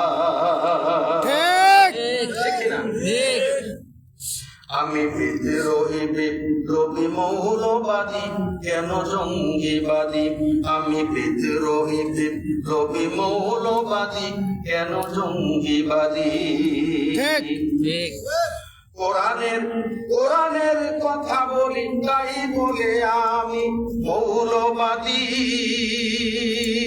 ঠিক। ইসলামের কথা বলি তাই বলে আমি বিপ্লবী, জিহাদের কথা বলি তাই বলে আমি জঙ্গিবাদী। আমি বিদ্রোহী বিপ্লবী মৌলবাদী, কেন জঙ্গিবাদী? আমি বিদ্রোহী বিপ্লবী মৌলবাদী, কেন জঙ্গিবাদী? জন্মের সময় কানে আজান কি দেয়নি, তুমি মৌলবাদী সারা হওনি।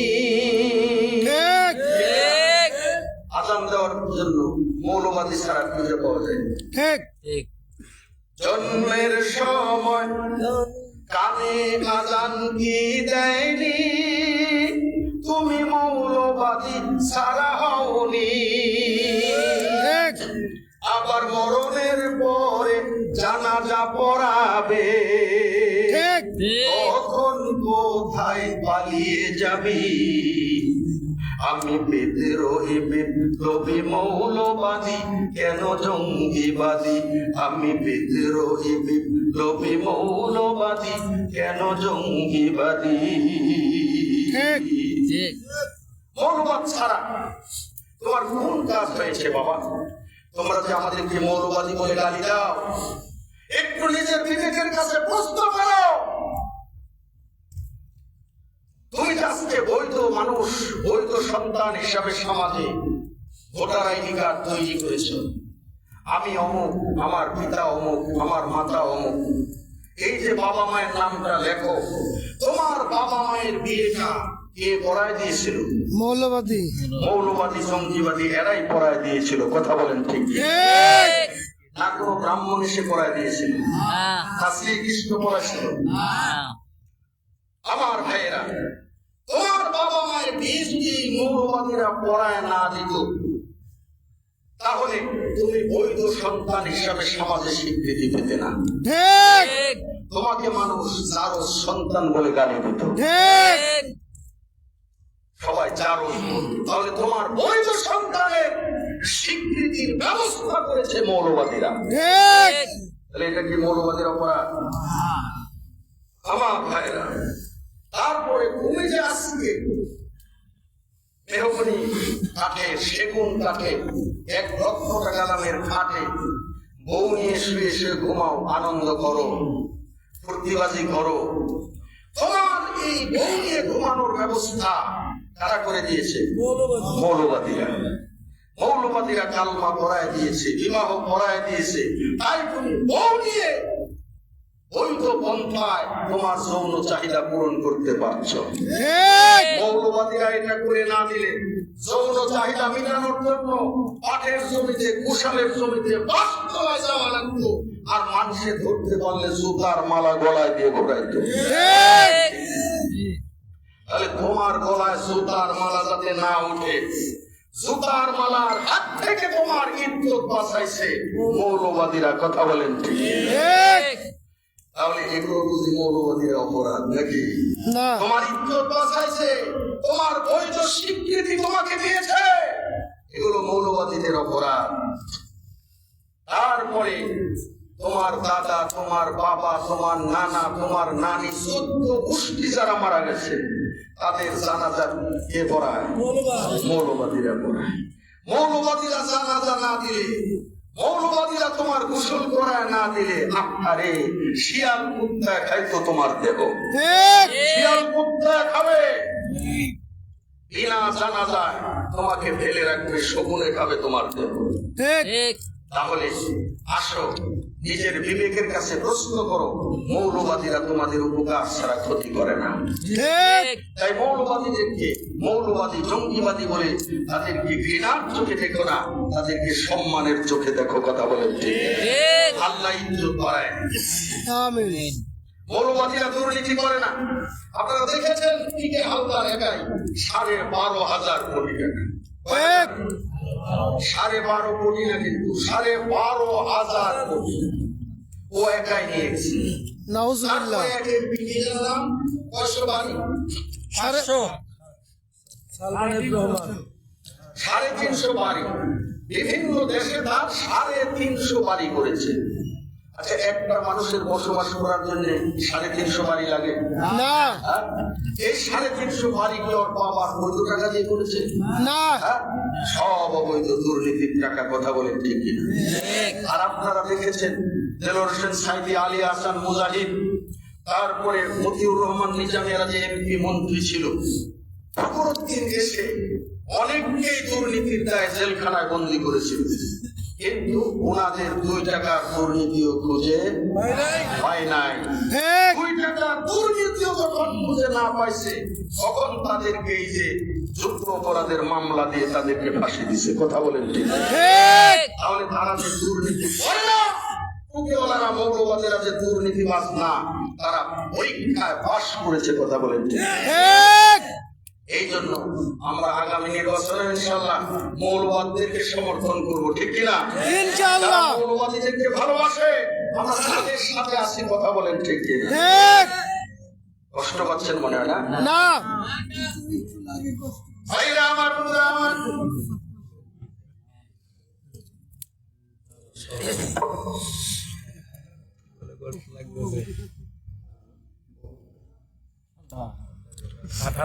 ভাইরা আমার, বন্ধুরা আমার, তাহলে এবার এই সূরার তাফসীরে চলে যাই। আল্লাহ রাব্বুল আলামিন বলছেন, তাব্বাত ইয়াদা আবি লাহাবি ওয়া তাব্বা। হে আবু লাহাব, আমার নবী ইসলামের দাওয়াত দেওয়ার অপরাধে, ইসলামের দাওয়াত দেওয়ার কারণে তুই যেই হাত দিয়ে আমার নবীজিকে পাথর মারার জন্য হাত তুলেছিস, আমি আল্লাহ বদদুয়া করে দিলাম তোর দুই হাত ধ্বংস হয়ে যাক এবং তুই নিজেও। আল্লাহ বদদুয়া করে দিছে, এটা কি আর মিস্টেক হবে? না। ভাইরা আমার, বন্ধুরা আমার, আমার নবীজির কিন্তু আবু লাহাবের সাথে নবী হওয়ার মানে নবুয়তি পাওয়ার আগ পর্যন্ত আবু লাহাবের সাথে আমার নবীজির সম্পর্ক অনেক ভালো ছিল।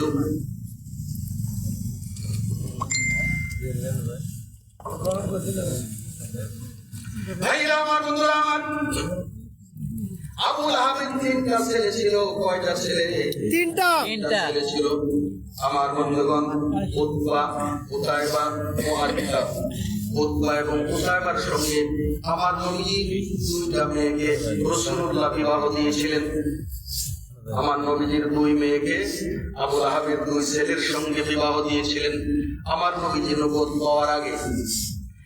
আমার নবীজি যখন ইসলামের দাওয়াত দেওয়া শুরু করলেন, এই ইসলামের দাওয়াত দেওয়ার পরে আবু লাহাব তার ছেলেদেরকে বলল যে মুহাম্মদ আমাদের বাপ-দাদার ধর্মের মুখে কালিমা খাইয়া নতুন ধর্মে আমদানি করেছে, নতুন ধর্ম চালু করেছে, তাই মুহাম্মদের মেয়েদেরকে আমার বাড়িতে আর বউ হিসাবে রাখা যাবে না। তোমরা যদি আমার ছেলে হয়ে থাকো, আমার ছেলে যদি হয়ে থাকো, আমাকে যদি আব্বা বলে ডাকতে চাও, আমার জীবন্ত মুখ যদি তোমরা দেখতে চাও, তাহলে অতি তাড়াতাড়ি মুহাম্মদের মেয়েদেরকে তালাক দিয়ে মুহাম্মদের বাড়িতে ফেরত পাঠায় দাও। আমার ভাইরা, কত বড় সৌভাগ্য ছিল তাদের নবীর জামাই হওয়া। এটা চাকরিখানি কথা নয়, কথা বলেন ঠিক কি না? ঠিক। আমার বন্ধুগণ, নবীজির জামাই হওয়া, তাও সাধারণ অন্য কোন নবী নয়।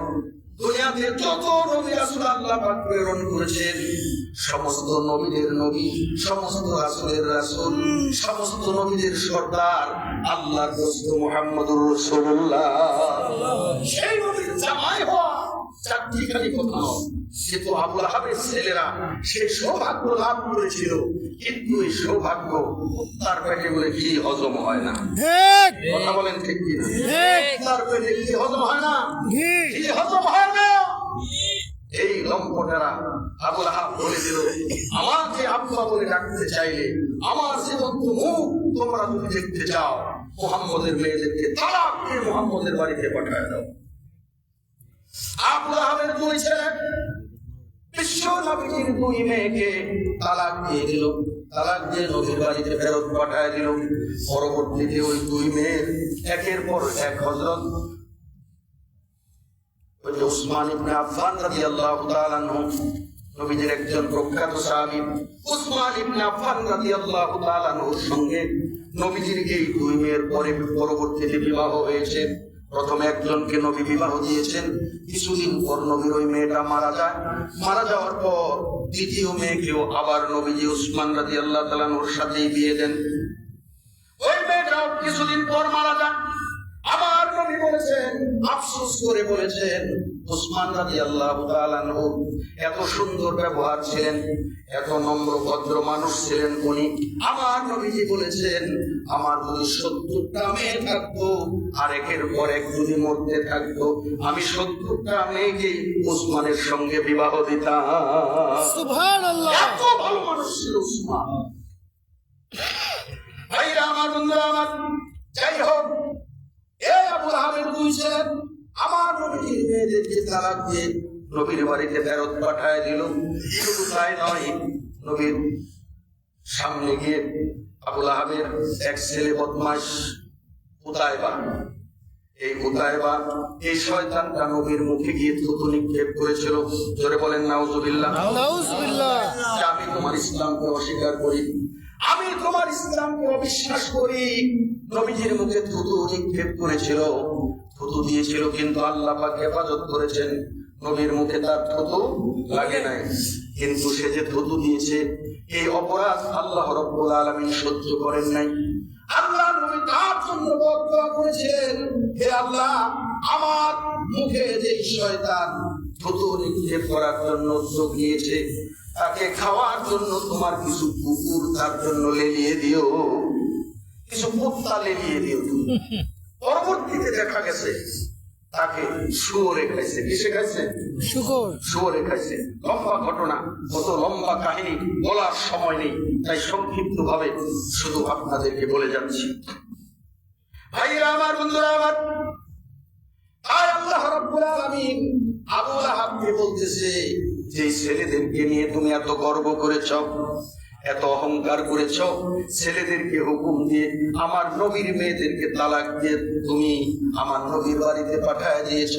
আমি আল্লাহ বলে দিলাম, মা আগনা আনহু মালুহু ওয়া মা কাসাব,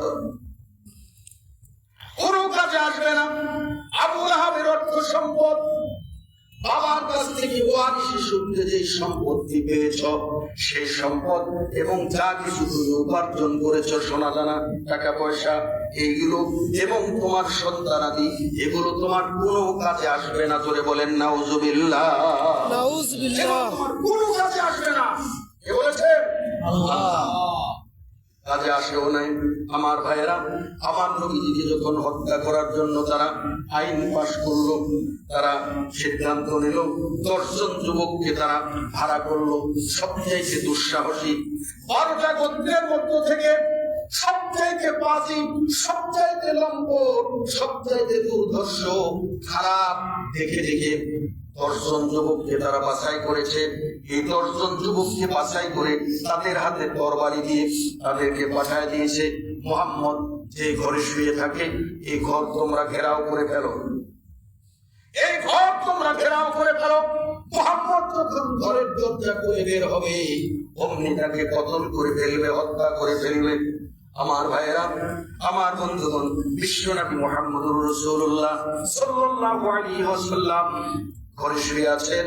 আল্লাহর কাছ থেকে ওহী নাযিল হয়ে গেল, ও নবী, তারা আপনাকে হত্যা করার জন্য ষড়যন্ত্র করেছে, আইন পাশ করেছে, যুবকদেরকে লেলিয়ে দিয়েছে, আপনার ঘরের চতুর্দিকে সৈন্য মোতায়েন করেছে, হত্যাকারীদেরকে নিযুক্ত করেছে।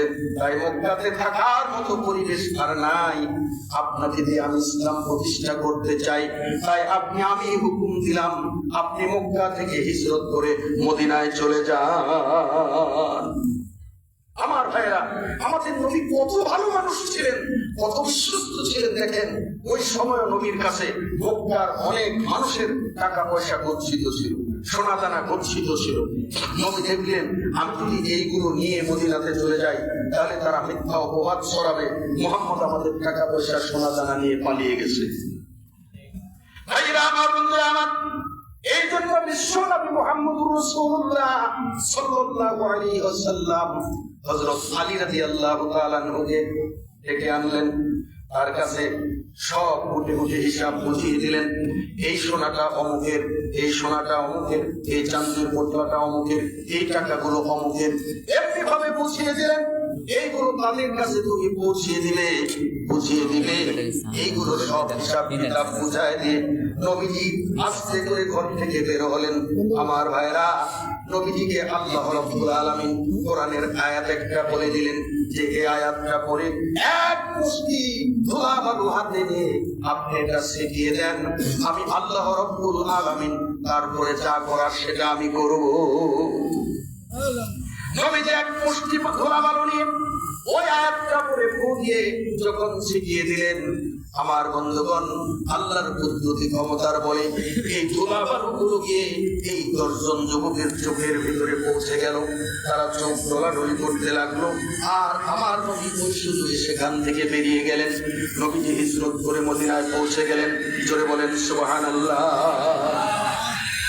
হিজরতের অনেক কাহিনী, ওইগুলো আমি বলছিলাম। আমার নবীজি হিজরত করে মদিনায় পৌঁছে গেলেন।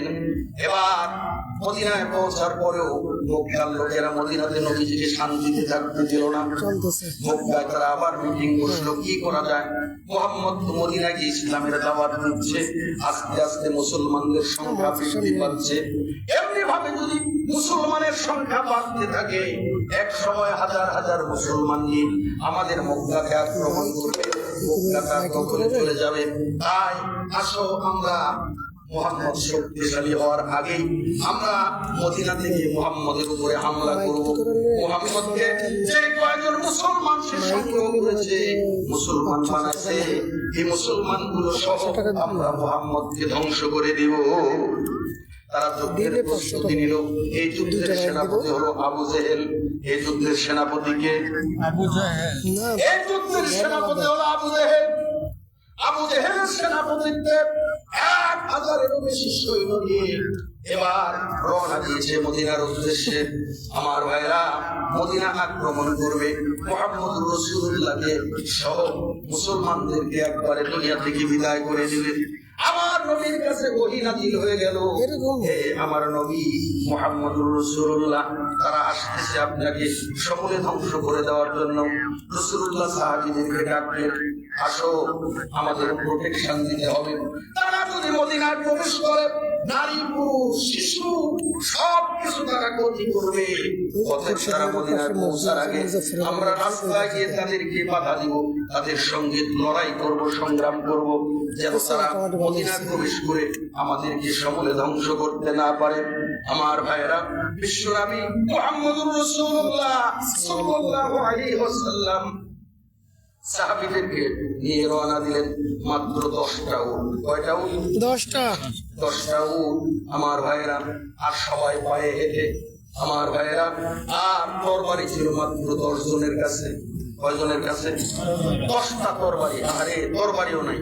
আর বাকি সবার হাতে রাসূলুল্লাহ দিয়েছেন খেজুরের ডাল।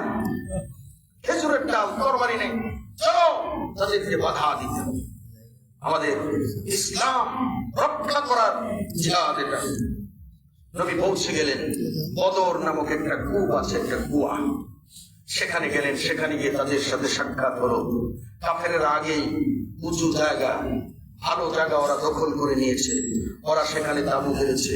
নিচু জায়গা, বালু, যেখানে বেশি দৌড়া যায় না। আপনি যে দৌড়ায় পালাবেন তাও কষ্ট, আবার দৌড়ায় যেতে দ্রুত গতিতে তাদেরকে হামলা করবে, এটাও অসুবিধা। কিন্তু আল্লাহ যার পক্ষে থাকে তার জন্য সব কি হয়ে যায়? সহজ হয়ে যায়। আল্লাহ পাক রাতে এমন বৃষ্টি দিলেন, কি দিলেন? রহমতের বৃষ্টি দিলেন। বালুগুলো একবারে ভিজে জমে গেছে। সুবহানাল্লাহ। বালুগুলো ভিজে জমে গেছে, শক্ত হয়ে গেছে। আর তারা যেখানে তাঁবু করেছিল পিছলা হয়ে গেছে, কাদো হয়ে গেছে। তাদের হয়ে গেল অসুবিধা, মুসলমানদের হয়ে গেল সুবিধা। আল্লাহু আকবার। সেখানে বিশাল যুদ্ধ হলো, রক্তক্ষয়ী যুদ্ধ। নবীজি আল্লাহর কাছে হাত উঁচু করে কাঁদতে কাঁদতে দোয়া করছেন। হাত এত উপরে তুলেছিলেন, রাসূলের বগল দেখা যাচ্ছিল, আর কাঁদতেছিলেন। রাসূলের কান্নাকাটি দেখে আবু বকর কি হাত চেপে ধরেছে, ইয়া রাসূলুল্লাহ, আপনি হাত থামান, আর কাঁদবেন না, অবশ্যই আল্লাহ আপনার দোয়া কবুল করবে। সুবহানাল্লাহ। আমার ভাইরা, যুদ্ধ শুরু হলো। সেই যুদ্ধে মুসলমানেরা বিজয় লাভ করলো। সুবহানাল্লাহ। মাত্র 14 জন মুসলমান শহীদ হয়েছিল, আর কাফেররা মারা গেল 70 জন। আবু জেহেল সহ, আবু জেহেল সহ কয়জন মারা গেল? 70 জন মারা গেল। আর আবু লাহাব এই যুদ্ধে গেছিল না। মজার ওয়াজ, একটু ধৈর্য সহকারে শুনেন। আর বেশি সময় না, অল্প সময় আমি শেষ করব। ভাইরা আমার, বন্ধুরা আমার, এই আবু লাহাব যুদ্ধে গেছিল না। আবু লাহাবের কাছ থেকে একজন গরিব মানুষ কিছু টাকা হাওলাত নিয়েছিল, সে দিতে পারতেছিল না অভাবের কারণে।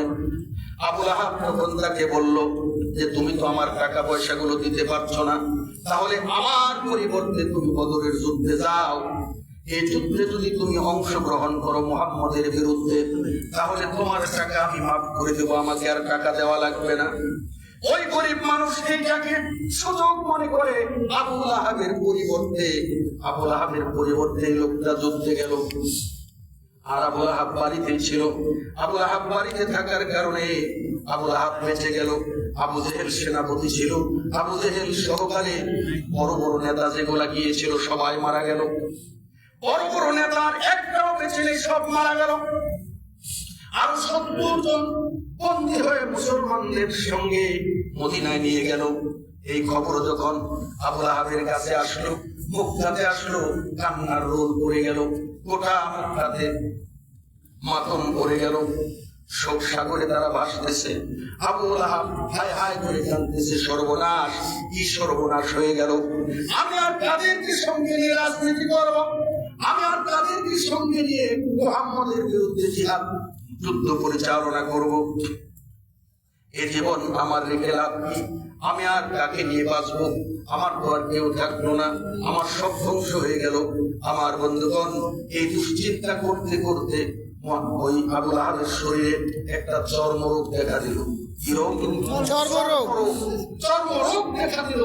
আর এমন জটিল হয়ে গেল চর্মরোগ থেকে, ওই যে গুটি বসন্তের মতো ফসকা পড়ে গেল, সব গুটি গুটি বের হয়ে গেল, এইগুলো পেকে এগুলোতে বুঝ হলো, শেষ পর্যন্ত যন্ত্রণা সঠিক। তখন আবু লাহাবের বউ বলতেছে, ওগো, আপনি তো আমাকে খুব ভালোবাসেন, আপনি তো আমাকে কোনোদিন কষ্ট দেন নাই, জীবনের চাইতেও বেশি ভালোবাসেন, জীবনের চাইতেও বেশি মহব্বত করেন, আপনার যে রোগ হয়েছে এটা তো মনে হচ্ছে প্লেগ রোগ, আমি যদি আপনার কাছে থাকি এই রোগ আমারও হতে পারে, তাই আপনি যদি হুকুম দেন আমি একটু বাবার বাড়িতে চলে যাই। এবার আবু লাহাবকে খালি বাড়িতে রেখে তার বউ চলে গেল। ছেলেদেরকে বললো, বাবা, আমার আব্বার যে রোগ হয়েছে, এই রোগ এটা সোয়াশে রোগ, এর কাছে থাকা যাবে না, তাই তোমরা কেউ বাড়িতে থেকো না, তোমরা চলে যাও মামার বাড়ি, খালুর বাড়ি, বুবার বাড়ি, কিছুদিন বেড়ায় আসো, তোমার আব্বা সুস্থ হইলে তারপর বাড়িতে আসবে। আবু লাহাবের ছেলেরাও চলে গেল আত্মীয় স্বজনের বাড়িতে, শ্বশুর বাড়িতে। তারপরে আবু লাহাবের বউ চলে গেল বাপের বাড়িতে। আবু লাহাব শুধু একা একা বাড়িতে পড়ে থাকলো, কেউ নাই। কে রুটি বানায় দিবে, কে ভাত রান্না করে দিবে, আমার বন্ধুগণ না খেয়ে বিছানাতে শুয়ে থাকে, আর সমস্ত শরীরে ঘা হয়ে গেলে, ওই যে পুষ এগুলো সমস্ত শরীরে যখন ঘা হয়ে গেল, আমার বন্ধুগণ এগুলো থেকে পুষ পড়ছে, রস গড়ায় পড়ছে, রক্ত পড়ছে, পচা রক্ত, এমনি ভাবে আর বিছানা থেকে উঠতে পারে না, না খেয়ে থাকতে থাকতে এত দুর্বল হয়ে গেছে, আর বিছানা থেকে উঠতে পারে না, বিছানাতে পেশাব করছে, বিছানাতে পায়খানা করছে, এক গ্লাস পানি দেওয়ার পর্যন্ত কেউ বাড়িতে নাই। এইভাবে 7 দিন ভোগে সে মারা গেল। কয়দিন ভোগে? 7 দিন। যখন মারা গেল, এমনিতেই তো সমস্ত শরীরে ঘা, মারা যাওয়ার পর খুব দ্রুত তার শরীরে পচন ধরে গেল, পচন ধরে গেল, পচন ধরে পোকা হয়ে গেল, তার সমস্ত শরীরে পোকা লেগে গেল, তার পেটটা বাষ্প হয়ে গেল। আর যখন পচা দুর্গন্ধ বাড়ির আশেপাশে চতুর্দিকে ছড়াতে লাগলো, আশেপাশের মানুষেরা বলে, এই পচা দুর্গন্ধ কোত্থেকে আসতেছে, দেখো তো ঘরের পিছনে কোনো কিছু মারা গেল কিনা, ইঁদুর মারা গেল কিনা, চিকা মারা গেল কিনা, খুঁজে কিছুই পাওয়া যায় না, কিন্তু পচা দুর্গন্ধ আসতেছে। সবাই তখন খেয়াল করে দেখে, এই গন্ধ তো আবু লাহাবের বাড়ির দিক থেকে আসতেছে। আবু লাহাবের বাড়িতে গিয়ে দেখে তাকে কারো কোনো সাড়া নাই, কোনো সাড়া শব্দ নাই, কিন্তু বাড়ির ভিতর থেকে পচা দুর্গন্ধ আসতেছে। লক্ষ্য করে দেখে বারান্দায় আবু লাহাব পড়ে আছে, আবু লাহাবের লাশ মাছি গনগন গনগন করতেছে, আর চতুর্দিকে বৃষ্টি দুর্গন্ধে অবস্থা খারাপ। তখন প্রতিবেশীরা আবু লাহাবের স্ত্রীর কাছে খবর দিল, ছেলে মেয়েদেরকে খবর দিল, ছেলেরা বাড়িতে আসলো, স্ত্রী বাড়িতে আসলো। বাড়িতে এসে এবার ও যে স্বামীর কাছে যাবে, স্বামীকে একটু হাত বোলায় বিদায় দিবে, স্বামীর কাছে বসে একটু কান্নাকাটি করবে, কাছে যাওয়ার বুদ্ধি নেই, আবু লাহাবের কাছে ফেরার বুদ্ধি নাই, এত বৃষ্টি পচা দুর্গন্ধ। বউ বলতেছে, ও স্বামী, জীবনে কত কুত্তা পচা দুর্গন্ধ দেখলাম, শিয়াল পচা দুর্গন্ধ দেখলাম, ইঁদুর চিকা মরা পচা দুর্গন্ধ দেখলাম, কিন্তু এত পচা মিষ্টি দুর্গন্ধ তো নাকে লাগে নাই। শাড়ির আঁচল দিয়ে নাক চেপে ধরেও স্বামীর কাছে যাওয়া যাচ্ছে না, দূরে বসে থেকে কাঁদতেছে। ছেলেরা বাড়িতে এসে বলতেছে, মা, তুমি এত দূরে বসে থেকে কাঁদছো কেন, আব্বার লাশ ওখানে।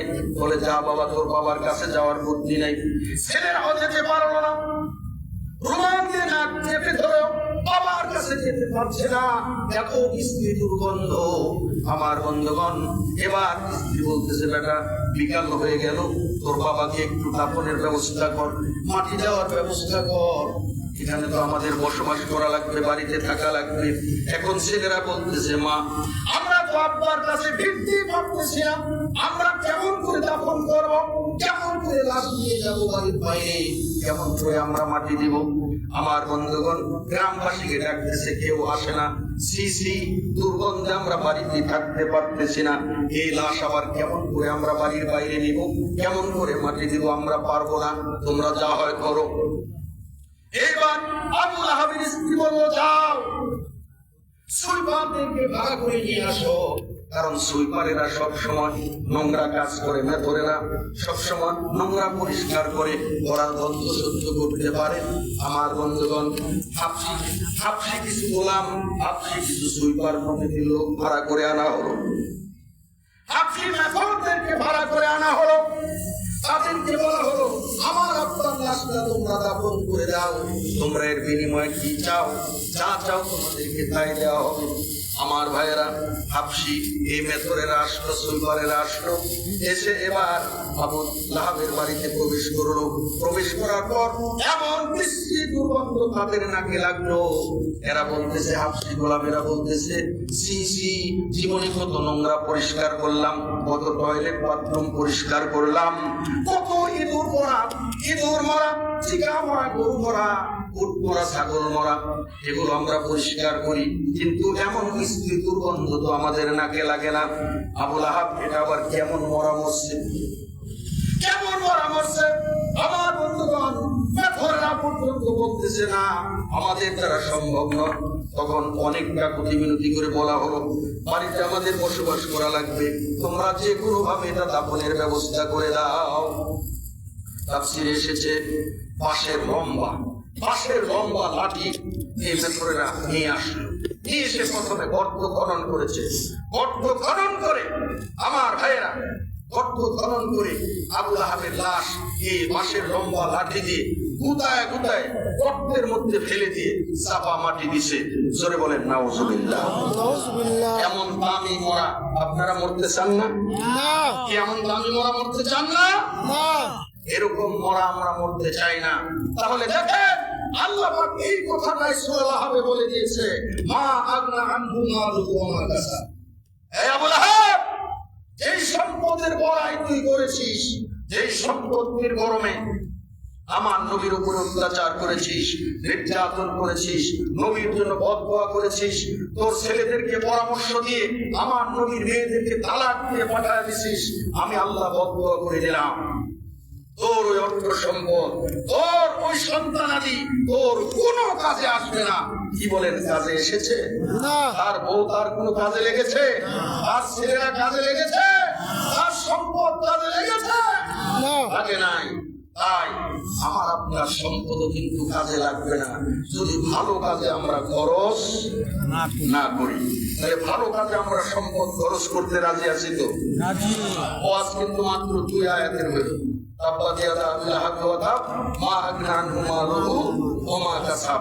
এখনো 3 আয়াত বাকি আছে, শুনবেন না ইনশাআল্লাহ? ইনশাআল্লাহ 3 আয়াত বলবো। তবে এর আগে যেহেতু আবু লাহাবের অর্থ সম্পত্তি কাজে আসেনি, আমাদের অর্থ সম্পদ কাজে আসুক, এটা আমরা চাইতো নাকি? কারা কারা চান? আল্লাহকে হাত তুলে দেখেন। লিল্লাহে তাকবীর, লিল্লাহে তাকবীর। হাত নামান। একটা লোক করতে পারবেন না, যেহেতু হাত তুলে আল্লাহকে দেখাইছেন যে আমাদের অর্থ সম্পদ আমাদের যেন কাজে লাগে, এটা আমরা চাই। তাই আমার আপনার অর্থ সম্পদ, এই যে মসজিদ যুবকেরা আয়োজন করেছে এই মসজিদের উদ্যোগে, আপনাদের আমি প্রথমেই চেয়ারম্যান আসার পর বলেছি, দেখেন এত অঞ্চলের মধ্যে সবচেয়ে পুরাতন মসজিদ আপনাদের এটা, কথা বলেন ঠিক কিনা? কিন্তু নতুন নতুন মসজিদ সব ছাদ ঢালাই হয়ে গেছে। মোল্লাবাড়ি মসজিদ কত পরে আপনাদের কত পরে করেছে তারা, আর তাদেরটা কত সুন্দর ছাদ ঢালাই মসজিদ করে ফেলেছে, সব ছাদ ঢালাই মসজিদ হয়ে গেছে। আরে এই যে বারো হাজি সাহেবের বাড়ির কাছে যে মসজিদটা খলিলেরা, এরা ছোট্ট একটা মসজিদ অল্প জায়গার উপরে, তারা পর্যন্ত ছাদ ঢালাই করে ফেলেছে, অজুখানা করে ফেলেছে। আর আমাদের দাদার আমলের মসজিদ আজও অবহেলিত। আপনারা কি চান না এই মসজিদটা সুন্দর করে করতে? হ্যাঁ? কারা কারা চান? আবার একটু আল্লাহকে দেখান তো, হাত তুলে, আল্লাহ আমরা চাই। লিল্লাহি তাকবীর। হাত নামান। আমি একটা লোক দেখতে চাই যে এই মসজিদ করার জন্য আমি 50,000 টাকা দেব। একটা লোক। এই ঋষির নৌকা অনেক ধনী মানুষ আছে, অনেক বিদেশি আছে, কি বলেন আছে না? ব্যবসায়ী আছে না? আছে, ব্যবসায়ী আছে, বিদেশি আছে, আবার সম্পদ আছে, এরকম অনেক সম্পদশালী লোক আছে। তাই আমি একটা লোক দেখতে চাই যে 50,000 টাকা দেবেন এই মসজিদ করার জন্য। লিল্লাহি তাকবীর, লিল্লাহি তাকবীর। আলহাজ কোতামিয়া 50,000 টাকা। জোরে বলেন মারহাবা, আরো জোরে বলেন মারহাবা। আসুন একটু দোয়া করি, আল্লাহুম্মা আমিন। আয় আল্লাহ তাআলা, তোমার পবিত্র ঘর মসজিদ তৈরি করার জন্য একটা লোক 50,000 টাকা চেয়েছি। আয় আল্লাহ, আমার অত্যন্ত শ্রদ্ধাভাজন চাচা আলহাজ কোতামিয়া সাহেব 50,000 টাকা দিতে রাজি হয়ে গেছেন। আল্লাহ, আল্লাহ আমার চাচার দান তুমি কবুল করে নাও, তার জীবনের গুনাহ খাতা মাফ করে দাও। আল্লাহ তার পরিবারে দান তুমি শান্তি রহমত বরকত দিয়ে ভরে দাও। আল্লাহ তার আব্বা আল্লাহ চান তুমি অত্যন্ত ভালো মানুষ ছিল। আল্লাহ তাআলা, আমি যখন ঋষির নওগাঁ মাদ্রাসা লেখাপড়া জীবন আমার শুরু, তখন এই চান্দু মিয়া দাদা ওই মাদ্রাসার সভাপতি ছিলেন। রব্বুল আলামিন, আয় আল্লাহ, ঋষির নওগাঁ মাদ্রাসা দিয়ে আমার মাদ্রাসায় লেখাপড়া জীবন শুরু হয়েছে। আয় আল্লাহ, কোতামি হাজী সাহেবের আব্বা আম্মা দাদা দাদি নানা নানি আত্মীয় স্বজন যারা কবরে আছে সকলের কবরগুলিকে তুমি জান্নাতের বাগান বানিয়ে দাও। আমিন আমিন। আসুন না ভাইরা আমার, তারপরে এবার 5টা লোক আমি দেখতে চাই 30,000 টাকা করে দিবেন। 5টা লোক 30,000 টাকা করে দিবেন। আল্লাহর কোন বান্দা আছেন বলেন যে আমি 30,000 টাকা দিব? বলেন না দেখি।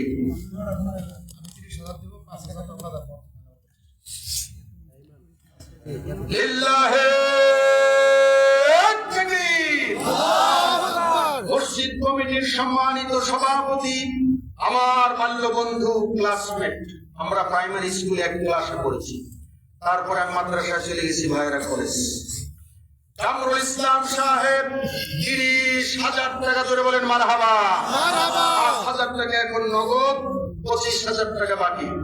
লিল্লাহি তাকবীর। আল্লাহ তাআলা কামরুল ইসলাম সাহেবের দান তুমি কবুল করে নাও, তার জীবনের গুনাহ খাতা মাফ করে দাও। আল্লাহ, রোগ ব্যাধি থাকলে তুমি ভালো করে দাও, স্বামী স্ত্রী দাম্পত্য জীবনকে সুখময় করে দাও। আল্লাহ, তার একটা মেয়ে আছে আল্লাহ, এবং একটা ছেলে আছে, ছেলে মেয়েকে লেখাপড়া শিখে মানুষের মতো মানুষ হিসেবে গড়ে তোলার তৌফিক দাও। আল্লাহ, মেয়েটার জন্য একটা যোগ্য পাত্রের ব্যবস্থা তুমি করে দাও। আমিন। আল্লাহ, আমার বন্ধু কামরুল ইসলামকে হজ না করায় তুমি মরণ দিও না। জোরে জোরে বলেন আমিন আমিন। লিল্লাহি তাকবীর। আল্লাহু আকবার। লিল্লাহি তাকবীর। আল্লাহু আকবার। দানবীরের আগমন, শুভেচ্ছায় স্বাগতম, শুভেচ্ছায় স্বাগতম। দানবীরের আগমন। দানবীর আলাউদ্দিন গাজী 1,00,000 টাকা। জোরে বলেন মারহাবা, আরো জোরে বলেন মারহাবা। একটু দোয়া করবেন না? অবশ্যই। আল্লাহুম্মা আমিন। রব্বুল আলামিন। আয় আল্লাহ, আমার বড় ভাই আলাউদ্দিন সাহেব, আয় আল্লাহ 1,00,000 টাকা মসজিদের জন্য দান করেছে। আল্লাহ, আয় আল্লাহ, আমার ভাইয়ের দান তুমি কবুল করে নাও। আমিন। আমার ভাইয়ের জীবনের গুনাহ তুমি মাফ করে দাও। আমিন। তার আব্বা কবরে আছে, তার আব্বার কবরটাকে তুমি জান্নাতের বাগান বানিয়ে দাও। আমিন। আল্লাহ, তার শ্বশুরের কবরটাকেও তুমি জান্নাতের বাগান বানিয়ে দাও। আমিন। আয় আল্লাহ, তার বৃদ্ধা মা যখনই বেঁচে আছে তাকে তুমি সুস্থ রাখো। আমিন। আল্লাহ, আলাউদ্দিন ভাইয়ের 3টা মেয়ে, আয় আল্লাহ 2টা মেয়ে ভালো জায়গায় তুমি বিবাহ দিয়েছো, বিবাহের ব্যবস্থা করে দিয়েছো, আলহামদুলিল্লাহ। আরেকটা মেয়ে বাকি আছে, তাকেও সুন্দর পরিবেশে ভালো বাড়িতে ভালো পাত্রের সঙ্গে বিবাহের ব্যবস্থা তুমি করে দিও আল্লাহ। আমিন। হে আল্লাহ, আমার ভাইজান ইতালি যাওয়ার জন্য হে আল্লাহ সবকিছু কমপ্লিট ব্যবস্থা হয়ে আছে। হে আল্লাহ তুমি নিরাপদে, হে আল্লাহ তুমি নিরাপত্তার সাথে নিরাপদে ইতালিতে পৌঁছায় দিও আল্লাহ। আমিন। এবং ইতালিতে তাকে তুমি কল্যাণ রহমত বরকত দিও আল্লাহ। সকল প্রকার হয়রানি পেরেশানি দুঃখ কষ্ট বালা মুসিবত থেকে তুমি হেফাজতে রেখো আল্লাহ।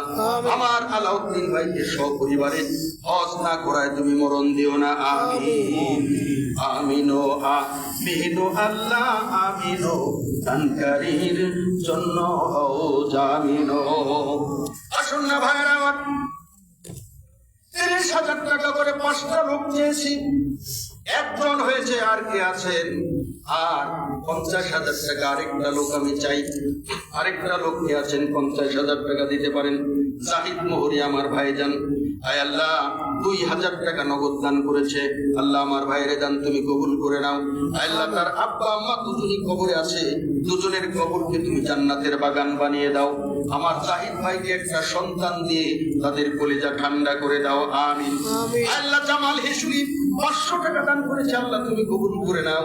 আয় আল্লাহ জয়নব শাহ জয়বন শাহ রব্বুল আলামিন 550 টাকা নগদ দান করেছে, আল্লাহ তুমি কবুল করে নাও। আল্লাহ জীবনের গুনাহ খাতা মাফ করে দাও, কামাই রুজিতে বরকত দাও।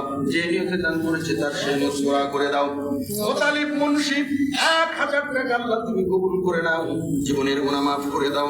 হায়াতে তৈয়বা দান করো, কেউ করবেন না। আমার ভাইরা, আবুল আহাব যেই প্লেগ রোগে মারা গেছে, এমন একটা দোয়া আপনাদেরকে শিখায় দিব, যে দোয়া প্রতিদিন পড়লে আপনার কোনোদিন প্লেগ রোগ হবে না, আপনি কোনোদিন পাগল হবেন না, আপনি কোনোদিন অন্ধ হবেন না, কানা হবেন না, আপনার কোনোদিন প্যারালাইসিস রোগ হবে না। আসুন আমার বন্ধুগণ, সেই দোয়াটা আপনাদেরকে শেষ মুহূর্তে শিখায় দিব। আমার বাসের ভাই নগদ 500 টাকা দান করেছে, আল্লাহ তুমি কবুল করে নাও, জীবনের গুনাহ খাতা মাফ করে দাও। মাহতাবুদ্দিন নগদ 5,000 টাকা, আল্লাহ এছাড়াও মসজিদের জন্য আরো দান করবে, আল্লাহ মাহতাব সাহেবের দান তুমি কবুল করে নাও, জীবনের গুনাহ খাতা মাফ করে দাও। হায়াতে তৈয়বা দান করো। লিল্লাহি তাকবীর, লিল্লাহি তাকবীর। দানবীর শাহজালাল জিন্দাবাদ জিন্দাবাদ। হ্যাঁ 1 লাখ না না 1 লাখ না, একটু বাড়াই দেবো লাগবো। আরে ভাই সব তো বই থাকবো তো নেই।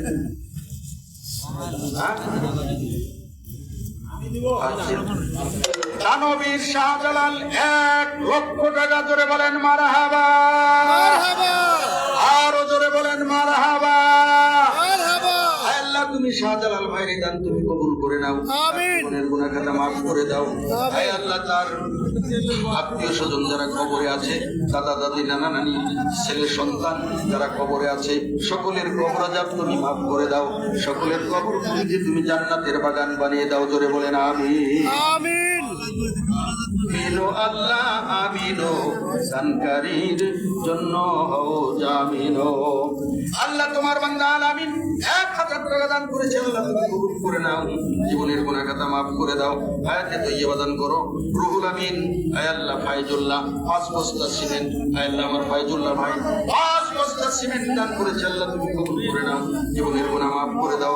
আমার ফাইজুল্লাহ ভাইকে তুমি সুস্থ রাখো, আল্লাহ হজে যাওয়ার তৌফিক দান করো। মোহাম্মদ সাইদুল ইসলাম পিতা রশিদ, আল্লাহ 2 বস্তা সিমেন্ট আমার ভাতিজা, আয় আল্লাহ তার রিজিক তুমি কবুল করে নাও, তার মাজনুনের কবর আযাব মাফ করে দাও, তার মায়ের কবরটাকে জান্নাতের বাগান বানিয়ে দাও। আয় আল্লাহ আমার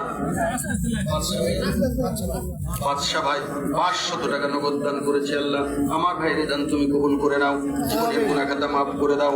হায়াতে তৈয়বা দান করো, যে নিয়তে দান করেছে তার সেই নিয়ত পুরা করে দাও। আয় আল্লাহ তাআলা জব্বর সাহেব 550 টাকা নগদ দান করেছে। আল্লাহ তুমি দান কবুল করে নাও। আল্লাহ তার জীবনের গুনাহ খাতা মাফ করে দাও, তার কামাই রুজিতে বরকত দাও, পরিবারের শান্তি রহমত বরকত দিয়ে ভরে দাও। একজন মহিলা 100 টাকা দান করেছে। আমার মা বোনেরা, আপনাদের ওয়াজ তো এই তাব্বাতের সূরার মধ্যে আছে, ওমরাতু আবুল আহাবের বউ আবুল আহাবের সঙ্গে জাহান্নামে যাবে। ও মায়েরা, একটু অপেক্ষা করেন দেখি কিছু বলতে পারে কিনা। আল্লাহ তাআলা আমার আব্দুর রহমান ওসরতি ডাক্তার মামা 1000 টাকা দান করেছে। আল্লাহ তার দান কবুল করে নাও। আল্লাহ আমার মামার কামাই রুজিতে বরকত দাও, ডাক্তারি পেশায় বরকত দাও। হে আল্লাহ পরিবারের শান্তি রহমত বরকত দিয়ে ভরে দাও। আর পিতা এবং আত্মীয় স্বজন যারা কবরে আছে সকলের কবরকে জান্নাতের বাগান বানিয়ে দাও। একজন মহিলা 100 টাকা দান করেছে। আল্লাহ তুমি কবুল করে নাও, জীবনের গুনাহ খাতা মাফ করে দাও, হায়াতে তৈয়বা দান করো। জোরে জোরে বলেন আমিন। আলহাজ শাহজাহান আলী 5 বস্তা সিমেন্ট ভাড়া সহ 5 বস্তা সিমেন্ট দান করবে। আল্লাহ তুমি তাকে দান কবুল করে নাও, জীবনের গুনাহ খাতা মাফ করে দাও, হায়াতে তৈয়বা দান করো, পরিবারের শান্তি রহমত বরকত দিয়ে ভরে দাও। জোরে জোরে বলেন আমিন। 30,000 টাকা করে 5 জন লোক চেয়েছে, 1 জন হয়েছে, আরো 4 জন বাকি কে কে আছেন বলেন। আল্লাহর কোন বান্দা আছেন 30,000 টাকা দিবেন, একটু বলেন দেখি।